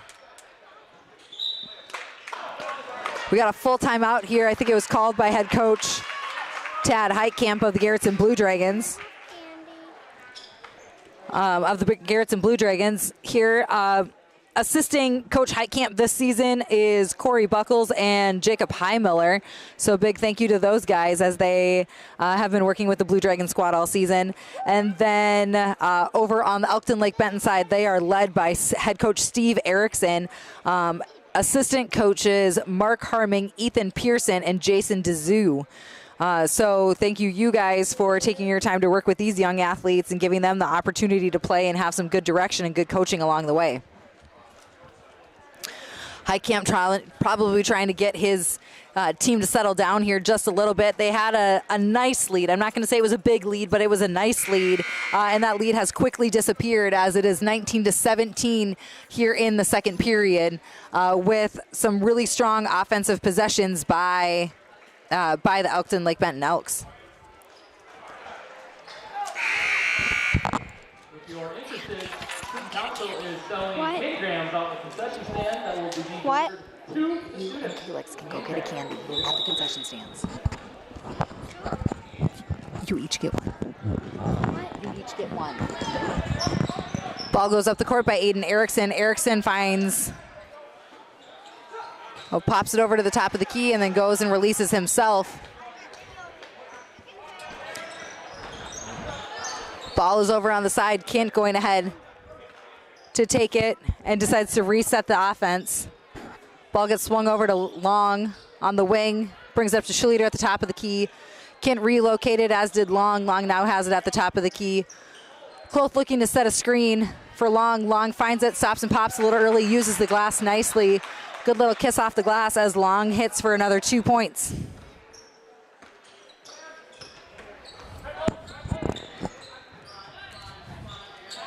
Back and forth ball movement still here by Elkton Lake Benton as well, but gave it away a little bit too easily as the Garretson Blue Dragons were able to come away with the steal.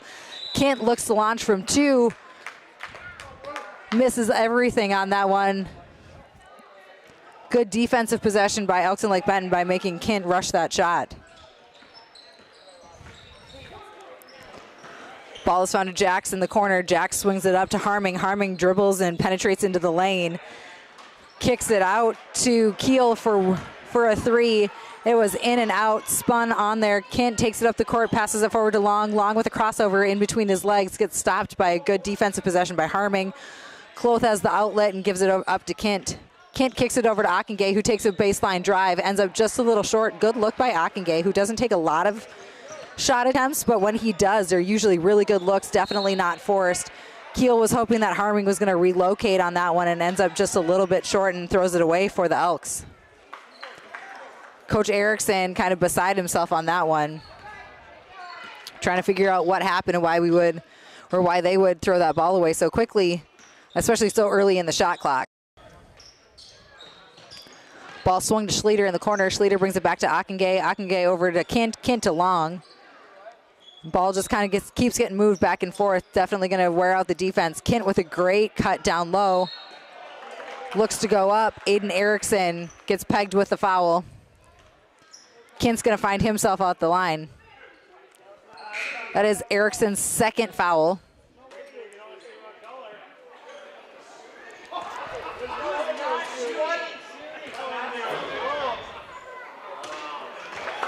Kent hits as first option at the charity stripe, so nice to see Kent convert when you get that free pass. Checking on for Erickson is number 3, Riley Hunter. Kent settles himself on the line, takes his second shot here. That one off the front of the rim and goes to Hunter. Scored 22-17, just over 2.5 to play here in the second quarter. Hunter swings it to Harming, pretends to pass it to Kroeg, penetrates into the lane, actually does kick it to Kroeg, but ends up being fouled on that pass. I think they're going to get Cloth for that one. They do, and I think that is Cloth's second already. Clay Lardy coming to check in for Cloth as they're wanting to keep him out of more foul trouble.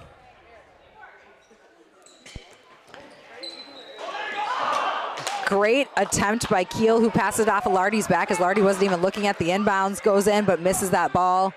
Schlueter, a little bit of hesitation in there. Gets locked up with Keel. Ball's probably going to be placed down. No, it should be placed down low. I do not think that was a shooting foul.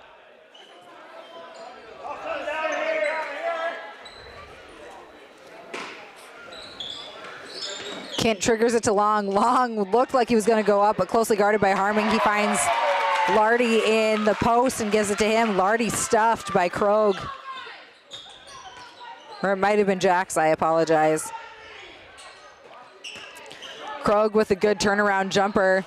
Off the glass in the back iron. Swings it over to Kent, who had the offensive rebound. Kent brings it to Long. Long way out of bounds on that look.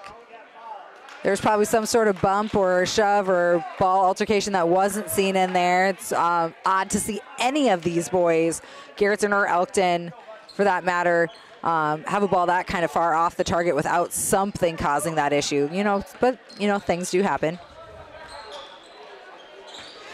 Strong post up right now by number 11, Carson Griffith, sophomore forward for the Elks. Did a great box out on Ockengay. Lardy with a big block. Schlueter comes away with the ball, pushes the issue up forward, kicks it over to Kent, who penetrates in. Ockengay takes the look from the free throw line, no good. Ball wrangled in by Hunter. Hunter pushes the ball up the court, swings it over to Keel. Keel's going to take his time here a little bit. Ball goes back to Hunter, Hunter to Harming, back to Hunter at the top of the key. Would like to see a little bit more movement out of the Elks here. There we go. That's where you see that good flash, and then you see a good cut on the lane. Great move by Ryan Kroeg, the junior, to get himself to the line. Absolutely great post move on that one. It was nice to see him take that opportunity. Foul goes against number 11, Caden Ockengay, his first. Foul set at 4 for Garretson, 5 for Elkton Lake Benton. Checking into the game, number 20, Tanner Dreitz, a freshman forward, 6-foot freshman forward, and number 21, Isaiah Ganat, 6'3", senior forward. Dreitz for the Elks, Ganat for the Blue Dragons. Kroeg hits.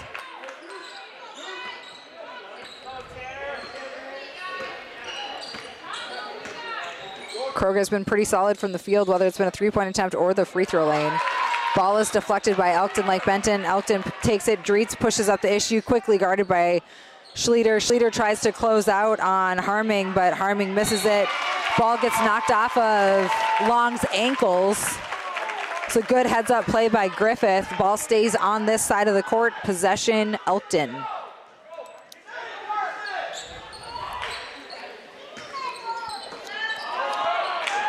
There it is, ball deflected by Long. Schlueter comes away with the errant pass, gives it over to Kent. Kent finds Ganat. Ganat with a great cut underneath. Loses handle on it. Lardy picks it up. That was great ball movement by, or great cutting, just off ball movement by Isaiah Ganat. It was so good to see that by that experienced senior. So good work by Ganat on that one. Would have loved to see him finish it, but it is 22-19 in favor of the Garretson Blue Dragons. Shot clock is off. Clay Lardy goes up for his first, and it goes off of the back iron.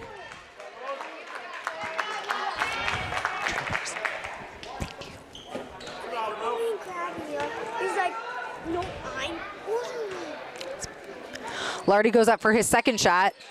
Big high bounce, but that high bounce works in his favor as he connects on that second one. We'll see if Elkton Lake Benton wants to push the issue or go for the last shot of the half. Like I said, it is Just about 15 seconds left. Shot clock is off. Ball is at with Harming at the top of the key. Gets all the way swung over. Great relocation there. Kroeg takes a look from 3. That is money. Another three-pointer for Ryan Kroeg, leaving just a little bit of time for Dylan Kint to get that ball off before the shot goes, or before the shot clock goes off. It's no good as it goes off the front of the rim. 23-22 in favor of the Garretson Blue Dragons here heading into halftime. Take a little bit of break, and we'll be back to break down what is left for these teams for not only this game, but the rest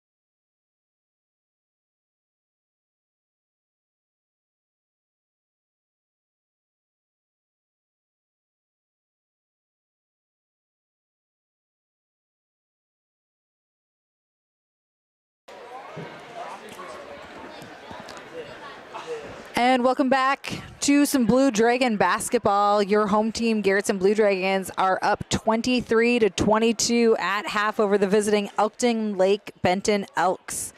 It has been a close game this entire time with impressive offensive outputs by both number 3 Cooper Long for the Garretson Blue Dragons and number 22 Ryan Kroeg for the Elkton Lake Benton Elks.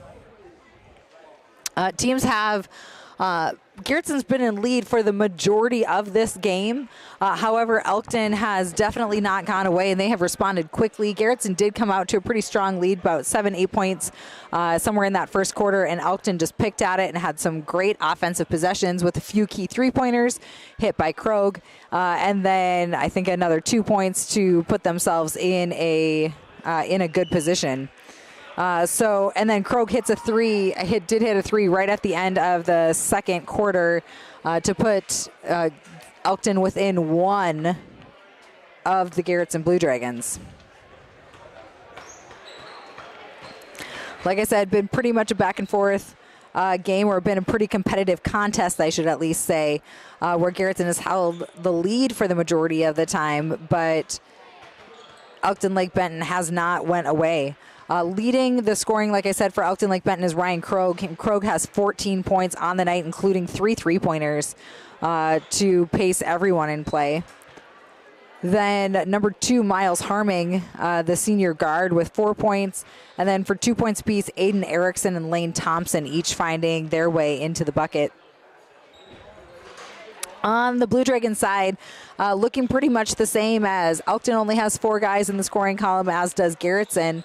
Garretson is led by Cooper Long, junior Cooper Long, who has 11 points on the night so far. Rhett Cloth has 6 points in there. And then Dylan Kint has converted for 5, and Clay Lardy has 1, going 1 for 2 from the charity stripe. Like I said, these two teams are pretty evenly matched up when you look at them on paper, where Garretson is 8-8 on the season, and Elkton Lake Benton is 9-7. Elkton wraps up their season by hosting the Baltic Bulldogs. Garretson actually just played them not long ago and took down the Bulldogs in Baltic. So, you know, it always feels good to get a win and defend your home court, but likewise it feels good to take down a rival, you know, on their court as well. So Elkton is going to have a fun contest against the Baltic Bulldogs. And then they are at Dubrook for a boys and girls doubleheader. And then they'll finish off their season against Hanson. And Hanson's been a pretty tough team, or a pretty consistent team, I guess I should say, throughout this whole season. Currently, Elkton Lake Benton, because with only 3 games left, that means that region play is going to start. I think regions are set to start in that first 2, or the first week of March. I believe it might be the 2nd and 4th, or whatever that Tuesday, Thursday might be. And so we're just kind of looking at where that region play will end up. And granted, there are a lot of question marks out there right now, but currently Elkton Lake Benton is sitting 6th in the 2A conference. And that 6th place would match them up against the, see if I can get the camera set. I lost my camera kid because he had to go buy his candy that I promised him. Here we are. Elkton's going to start with the ball here at the start of the 3rd quarter, but that 6th place would face him up against number 3. So currently, Elkton is set to face Dubrook area, which is interesting considering Dubrook is actually their 2nd game here after this Garretson game. So they'll be facing them pretty quickly in succession with that. But like I said, it's pretty tight there. So it's definitely possible that Elkton can swing up to that number 5 spot. I doubt that they'd fall to the number 7. They've got a little bit of a lead on that. But it's possible that they could swing up to that 5 spot and maybe with a lot of help get that number 4 spot. Great lead pass off of the steal. Cooper Long puts it in for 2 points. And Elkton looks to try that offensive set here again.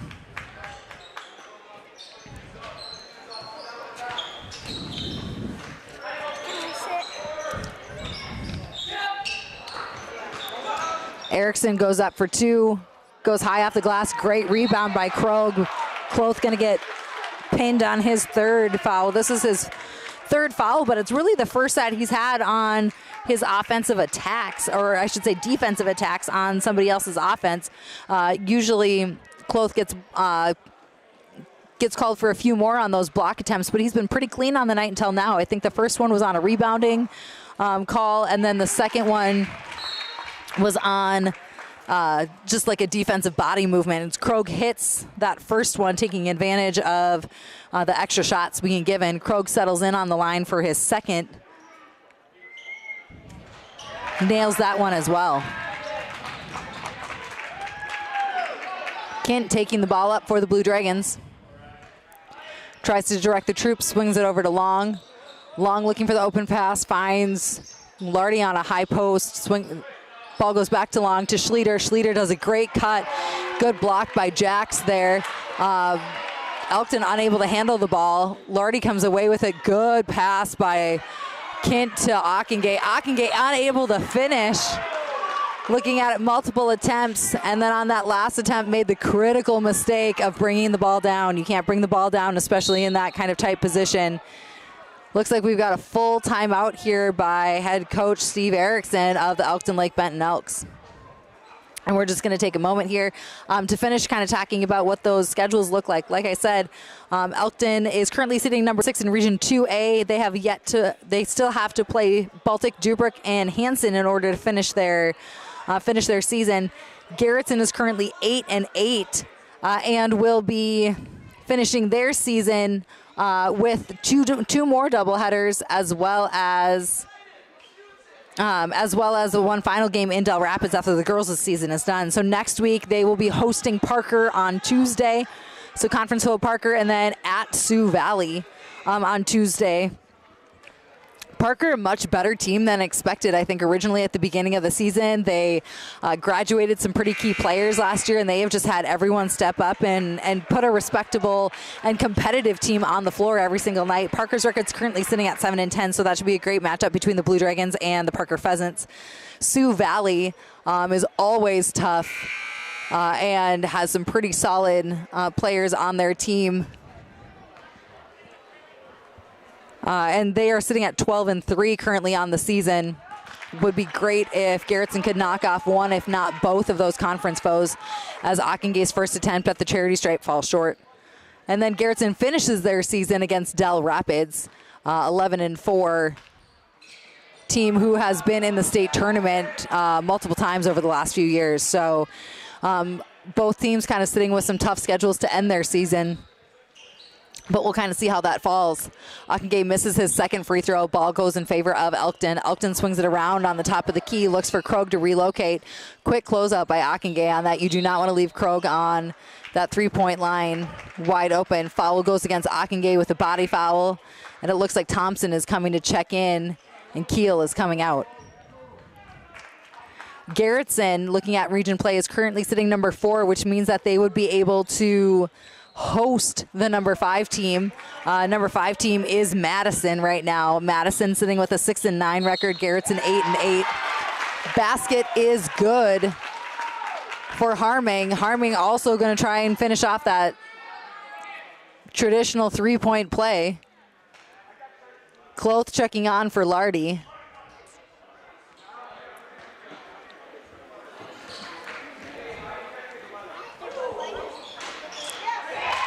And Harmon converts. 27-25 in favor of the visitors. Elkton Lake Benton taking one of their first leads since the first game. Not enough arc on that one by Long, and it ends up pretty short. Kroeg taking the ball up the court, splits the defenders, decides to give it up to Thompson. Thompson over to Harming in the corner. Harming looks to fake. And then Kroeg launches from 3 off the front and the back of the rim. Kloth getting position. And Thompson getting tagged with the foul. But like I said, Garretson is currently sitting 4th and could host the Madison Bulldogs, but there's a pretty tight window there, so that could flip-flop here by the end of the season, depending on how things turn out. Kloth with the ball at the top, gives it over to Long at the top of the key. 20 seconds left in the shot clock. Kent swings it over to Schlueter. Schlueter takes a look, great head fake, takes a few dribbles, Kent deciding to explode all the way, does not get the ball. Does not get the ball to go, is pretty short on the layups. Thompson and Kloth getting tied up together. Good battle on that jump ball. As Lardy checks in for Ockengay, as Ockengay is kind of sitting with a few fouls here.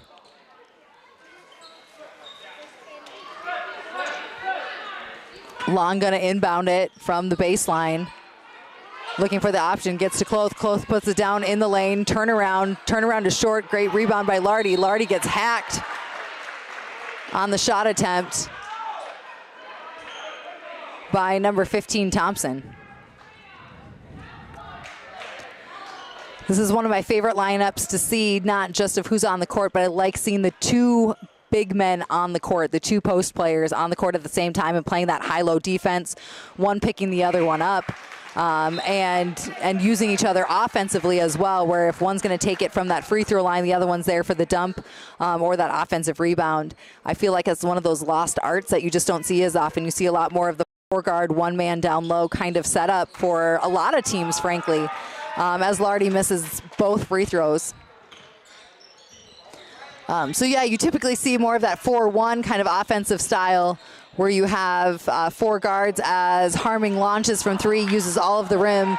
Big rebound by Kloth to get the ball in Blue Dragon territory. Ooh, good save by Schlieder, but no Blue Dragons there to help him out. Kent now picks up that pass as he steps on the line.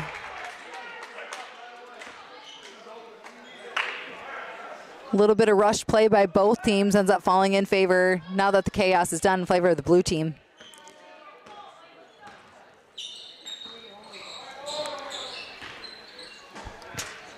Ball is swung around. Hunter currently has it at the top of the key. Gives it over to Kroeg. Kroeg finds Jax.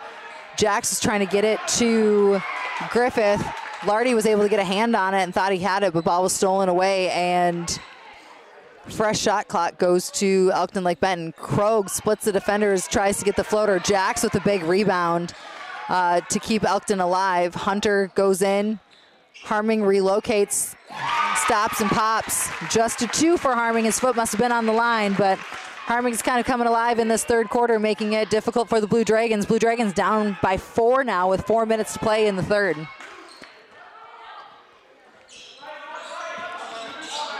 Great pick and roll there by Long and Kloth. Kloth unable to finish, so hopefully the charity stripe will be a little bit kinder to him than it was to his big man party.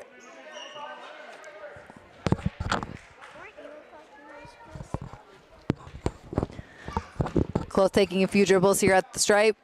3, and then releases with a nice high arc and sinks it. Kloth has been a pretty solid free throw shooter typically throughout this season. He's got such a high release point and it has a nice arc that more often than not it has a good forgiving roll as long as it's not too strong. I say that as he misses the second, but Lardy comes down with the rebound. New offensive set for the Blue Dragons. Schlieder kind of does some fancy work as he tried to get that ball back in control. Gives it to Kent up at the top of the key.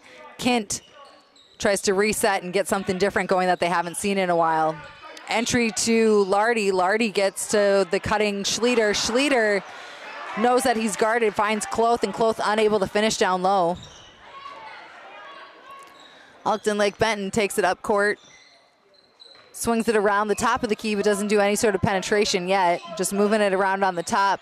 Hunter decides to release from 3. Rebound goes to Lardy. Lardy closely gathered. Schlieder gives him an outlet, and then Schlieder finds Kent to direct the Blue Dragons on this offensive set.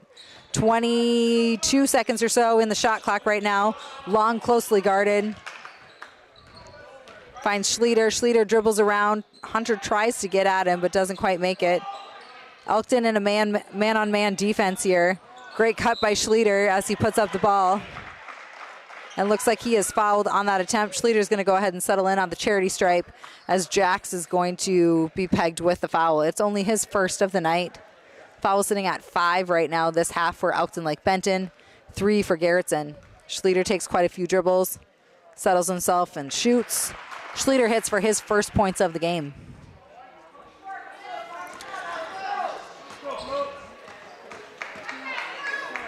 Exact same routine as last time and exact same results as Schlieder takes 5 dribbles, settles, and then goes in. Checking on is Isaiah Gannat, and Sam Schlueter goes ahead to take a breath. Number 2, Harming, taking the ball up the court, sends it over to Kroeg. Kroeg gives it back to Harming, who swings it over to Hunter. Good post entry to Griffith over there, and Kloth alters the shot, doesn't get it. Gannat also playing tough defense on Jackson. The ball finally falls itself in Blue Dragons' favor, gives it to Lardy. Lardy gives it to Kent, who has it poked away from behind, but they give the ball to Elkton. Looks like maybe Dylan had that last touch on it. Refs are very confident in that call and definitely not going to question that one. 28-29, back to a 1-point game, but this time in favor of Elkton rather than our halftime score where it was 1 point favor, 1 point in line for Garretson. Rhett Kloth getting tangled up in the net and ended up getting part of Griffith as well. Kloth now sitting at 4 fouls here with 2:16 to play. Ball was good by, yes, 2:16 to play from the third. Thank you. On there, ball was good and is a free throw as Griffith converts on that traditional 3-point play. Spread goes back up to 4 points in favor of the visiting blue team, the Elkton Lake Benton Elks. Garretson trying to find their groove here. Big long shot by Gannat. Great job following his rebound. And puts up a second one. Thought he got hacked and no call on that one. That would have been a big 3-pointer for Elkton Lake Benton if they would have had that one. Jax comes away with it, goes strong. Lardy with a big rebound for Garretson to keep this game in possession. Kent trying to take it the whole way, does so, absorbs the contact, and keeps the team within 2. 1:30 to play as Kroeg swings it over to Harming. Harming finds Griffith down low, brings it back to Harming. Harming finds Jax in that high post position. Kent gets a hand on it, but unable to come up with it. 20 seconds left here on the shot clock. Kroeg gonna inbound it to Keel.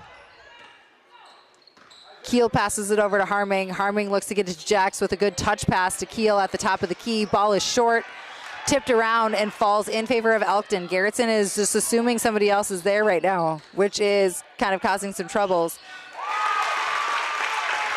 2 points by Griffith goes in.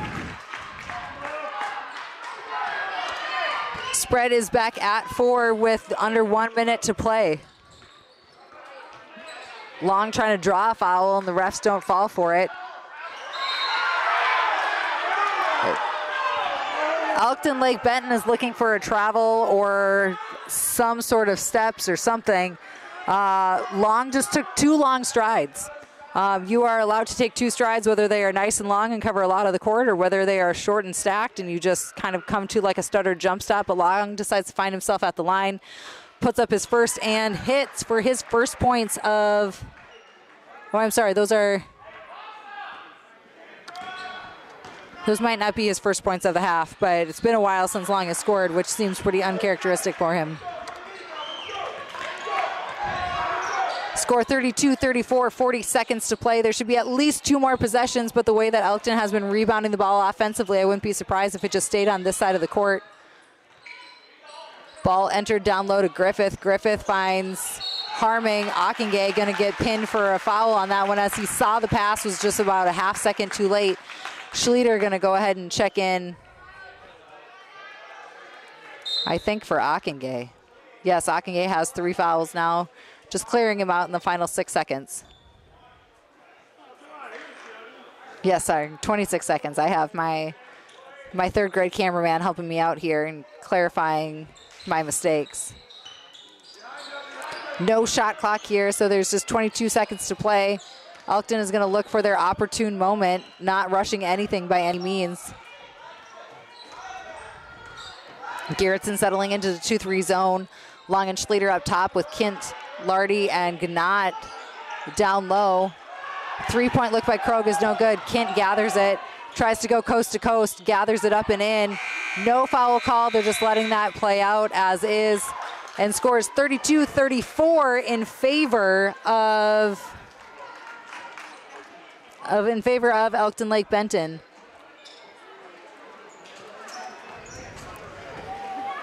So still a close game, but lead switching here in that second half. Garretson took the lead 23-22 into halftime and only scores 9 points in the quarter.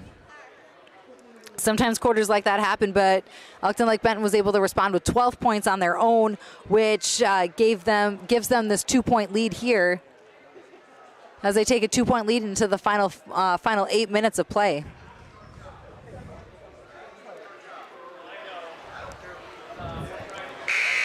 Both head coaches having a chance to talk to their players here and saying, hey, we really got to grit down for these final 8 minutes. They both know how critical and how important these wins are for their program in either solidifying where they're at in postseason play or putting themselves in a better position to play a team that would be more optimal for them in that postseason play as well.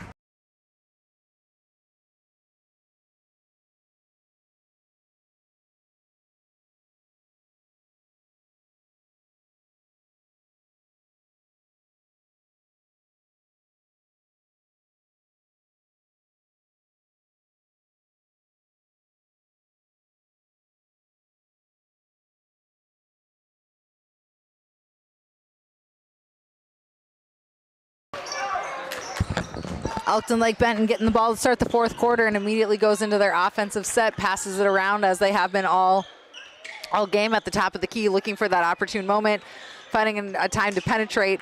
Erickson loses handle on the ball, comes across to Long. Long loses the handle on the ball now, gets it to Harming. Harming finds Kroeg. Gannat trying to play some smart defense on there, but Kroeg is able to finish for 2.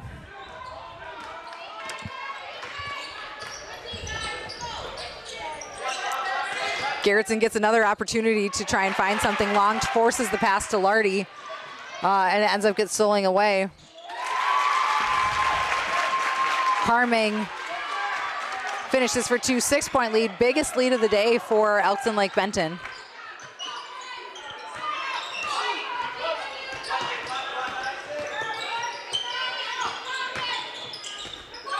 Ball is kicked over to Gannat for 3. Gannat has a great look at it, but it falls just off of the front of the rim. Rolls around, and Lardy not in the right position to grab that weak side rebound. Elkton Lake Benton seems to look like they're kind of settling into this a little bit, knowing that they have the opportune moment. They have the ball in control, and their confidence is showing in their play with great pass there by Jax to Kroeg. Kroeg unable to finish, but beautiful execution on that pass. Schlueter taking the ball all the way over, tries to find Lardy. Lardy with some great patience, but ball isn't quite right. Schlueter comes away with the rebound. Kicks it to Long, shoots a 3 with a little bit of a no-go on that one. Kroeg launches from 3, hits off at the front of the rim. Big rebound by Dylan Kent. Passes it forward to Cooper Long, who looks to make his own move, but is stripped by Kroeg. Kroeg takes it, and Kent quickly there, and Schlueter there for the defense. They definitely stopped his momentum. He was able to handle himself okay, but misses the shot, and Garretson comes away with the rebound. Time called by head coach Tad Heitkamp. It's going to be just a 30-second timeout here.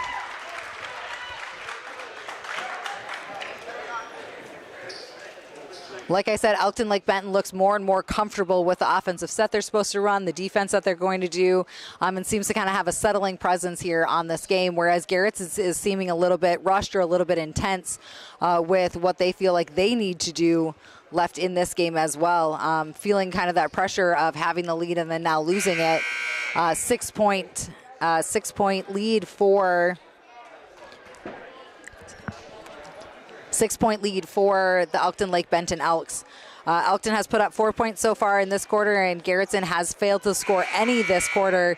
And we're sitting at 2 minutes and 11 seconds of play done. So 5:49 left to go.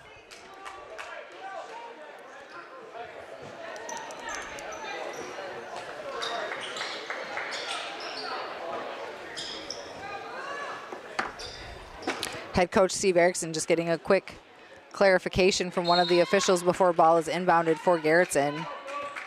Kent inbounds it to Schlueter. Schlueter with a little stutter step kicks it back over to Kent, back to Schlueter. Schlueter looking to make something happen. shovel pass to Cloth, difficult to handle, and it causes in a jump ball. That ball should be staying in Garretson's possession, maybe. As Elkton was the ones to start it. Elkton at the half.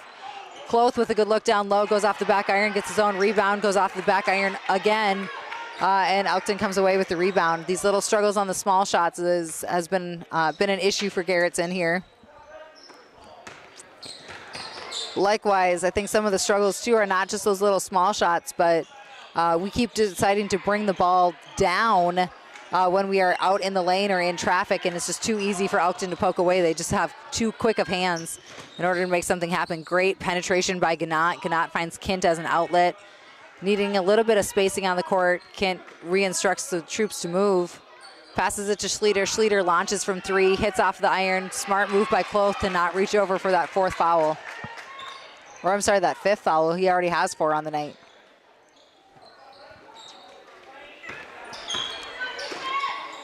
Keel moving it back and forth on the top of the key and just using either side. Erickson tries to inlet it to Jax, but it gets poked away by Kint. Harming has it, flips it up to Keel at the top.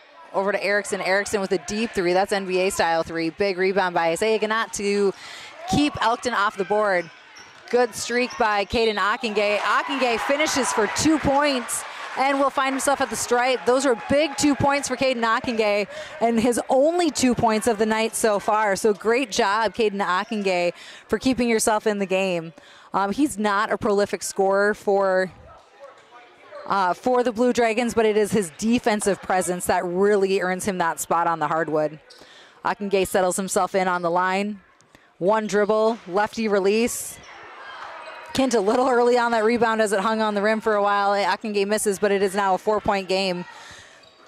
Breaking that drought, Garretson almost went 4 minutes without scoring at all in this 4th quarter. Good defense by Ockengay there. And Kroeg called for 3 seconds in the lane. Not a call you see very often anymore. I feel like that was something back when I played, that it was an immediate 3 seconds and you were done. There was always somebody staring you down, waiting for you to not get your foot out of the lane. But that's not something I've really seen a whole heck of a lot this season. Ockengay gets fed by Long, tries to go up, and is fouled on the way. Kint goes on the line. Kroeg gets the foul, his first of the night. That is 8 fouls for Elkton Lake Benton. Luckily, since it was a shooting foul, Kint is going to get another attempt at that, but Garretson is in the bonus. So any foul by the Elks will cause Garretson to go to the line, which may slow down this game a little bit. Kint hits for 1 of 2, goes up to 8 points on the night, needing a few more if they're going to come back from Elkton's stronger second half start, as Elkton is up by 3 on the Blue Dragons. Garretson comes away with the strip. Kint takes it, keeps the ball high, and finishes for another 2. 37-38, now a 1-point game here for Elkton and Garretson.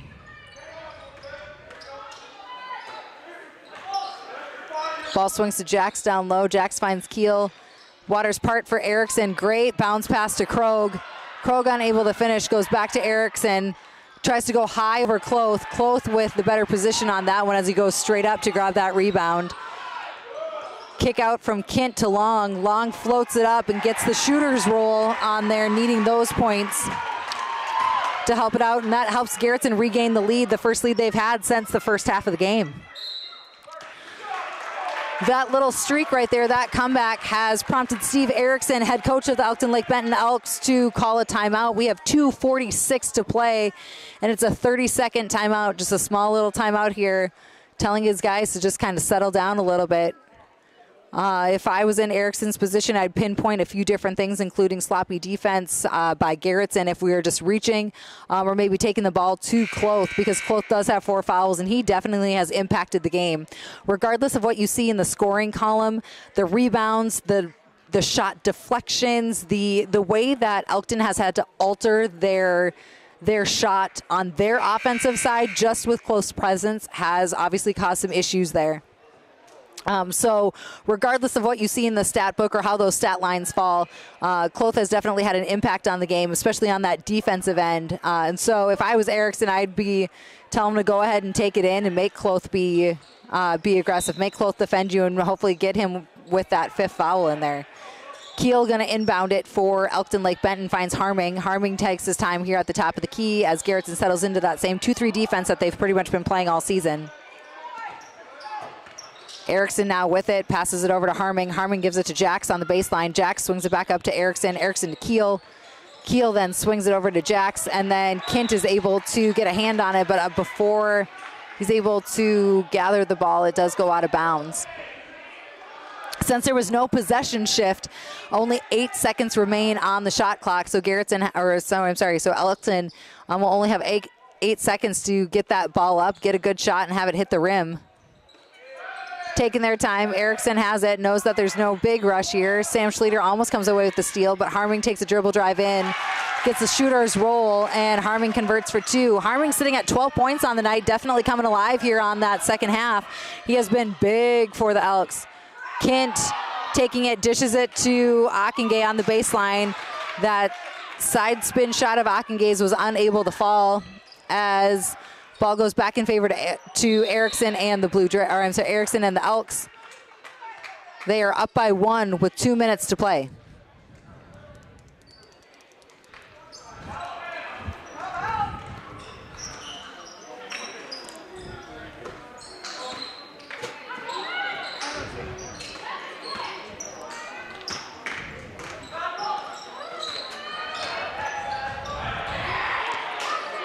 Shot attempt goes up by Harming. Garretson goes ahead and gets the rebound. Kint takes it, hesitates, looks to take from 3, decides to drive it in, and goes in for 2. 2 points by Dylan Kint. Garretson back up by 1, 41-40. Minute 25 to play. Great penetration by Harming, kicks out to Kroeg. Kroeg deadly from that 3-point spot and hits there for 3. Great job, Kroeg, by keeping his team alive, putting them up by 2. Minute 12 left. Ball in possession of the Garretson Blue Dragons. Sam Schlueter looks to relocate, gets the ball over to Long. Long launches from the top of the key, no good. 1 minute to play. Garretson does have a few fouls to give before they get in that bonus, so definitely try to go for the steal first. Looks like they are manning up their defense, switching it around, something that they haven't seen for a little bit. Smart move by head coach Tad Heitkamp to keep Elkton on their toes and see how they react to that 2-3 defense, or to that man defense rather than the 2-3. Elkton showing great patience as they use almost all of the shot clock. Erickson takes it in and does get the foul. He draws the foul. Looks like Kint does get that foul. That's 6 fouls on the night for Garretson. They have 1 more to give before, or I'm sorry, that's the last foul they had to give before Elkton falls into the bonus. This is going to be 2 shots regardless, though, since it was a shooting foul. And Erickson connects. 3-point lead with 34.4 seconds to play. Erickson settles in for his second shot. Just as consistent as the first. Makes that hit. Timeout by head coach Tad Heitkamp. Looks like it's going to be a long one. 41-45, 2-possession game here. Tad Heitkamp, we're going to drop something special, something that they haven't seen. Obviously, that man defense kind of threw him for a loop for a little bit, or threw the Elkton for a loop, I should say. Better clear up my pronouns here. But so great call by Heitkamp on that one. Just ended up getting tagged for a foul, and that happens. But using a lot of that shot clock, so being able to move back and forth is going to be critical for the Blue Dragons. Are trying to probably draw something up here offensively to get a quick set, and then be able to turn it around appropriately as well. Elkton's probably also going to put on a press, maybe. No, it looks like they're going to go ahead and go to a half-court set. They're going to pick him up at the half-court line, though, so rather than waiting until they get all the way across and waiting until about that 3-point line, looks like they're picking him up just around the timeline. Kint swings it over to Long. Long to Schlueter. Schlueter finds Akingay in the corner. Akingay Gives it over to Schlueter. Schlueter kind of dribbles to the side a little bit. Long launches from three. That ball is off. Great rebound by Keel to help it for Elkton. Long angry at himself for missing that three-pointer and then having to foul. That puts Keel at the line. Keel has not scored for Elkton Lake Benton tonight and has a chance to really put this game out of reach with 2 points here. He's got to hit the first in order to get the second, though. First ball goes up, and it's in.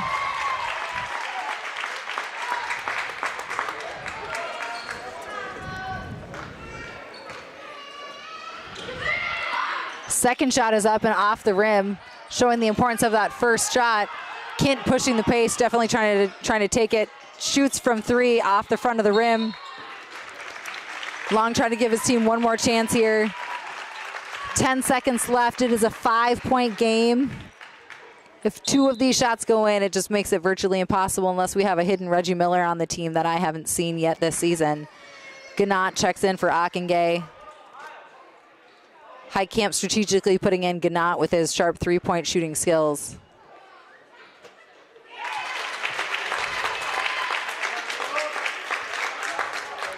Erickson hits his first. And his second. 7 points is going to be tough to overcome in 10 seconds. Long needs to pop and shoot, and he does.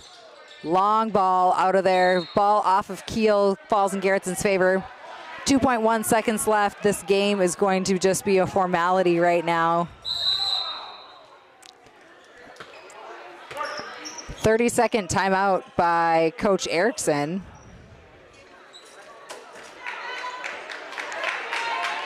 With 2.1 seconds left, his team up by 7. I'm not quite sure what's up with that one. Maybe he's just going to say, hey, this is all we're doing. You know, just make sure you don't foul, make sure you don't push that issue at all too much. But it does look like that the Elkton Lake Benton Elks are going to improve their season record to 10-7. Garretson is going to fall below that 50% line and be 8-9 here going into each of them going into their last 3 contests of the season.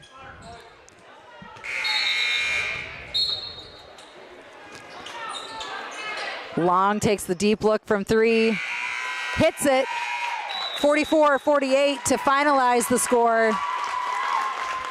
But that strong second half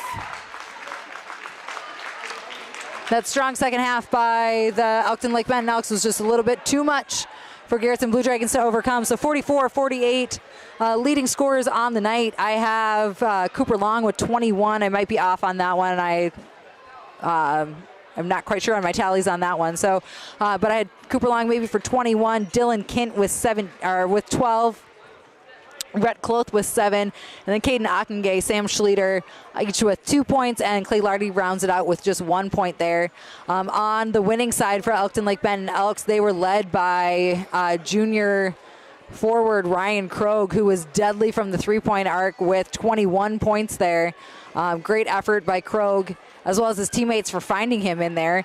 Miles Harming ended with 12 points. Aiden Erickson hit 6, some of those being those critical free throws to keep the game out of reach for the Garretson Blue Dragons. Carson Griffith finished with 5, and then Lane Thompson rounded us out with 2, and Logan Keel with 1. So congratulations to the Elkton Lake Benton Elks boys team for knocking off the home team, Garretson Blue Dragons. In today's doubleheader, it was interesting as the girls JV games, or the girls and boys JV games predicted the girls and boys varsity games. The girls JV, Garretson was able to beat Elkton Lake Benton. The same thing happened as the varsity took down the girls. Garretson varsity took down Elkton Lake Benton 56-27, and that flip side also showed the same thing where the boys JV of Elkton Lake Benton upset Garretson on their home court, and the same thing happens here on the varsity side as the Elkton Lake Benton varsity team takes down the Garretson Blue Dragon varsity team. We are back in action on Tuesday, February 15th for a doubleheader against Parker. So we will see you there on Tuesday night here in the Dragon's Lair. Thank you so much for listening. We hope you've enjoyed this broadcast. My name is Kelsey Buckles. Big thank you to my helpers, Colton Kalix and Coyer Buckles today, as they helped with multiple duties, including stats and running the camera. Thank you to Carrie Stoltenberg for being our official scorer, Bob Bennett for being that official timer, Kurt Stoltenberg for running the shot clock, and then Kevin Steckler for his administrative duties as the big man in charge here in the Dragon's Lair. So that is all for Garretson basketball tonight, and we will see you on Tuesday. Have a great evening.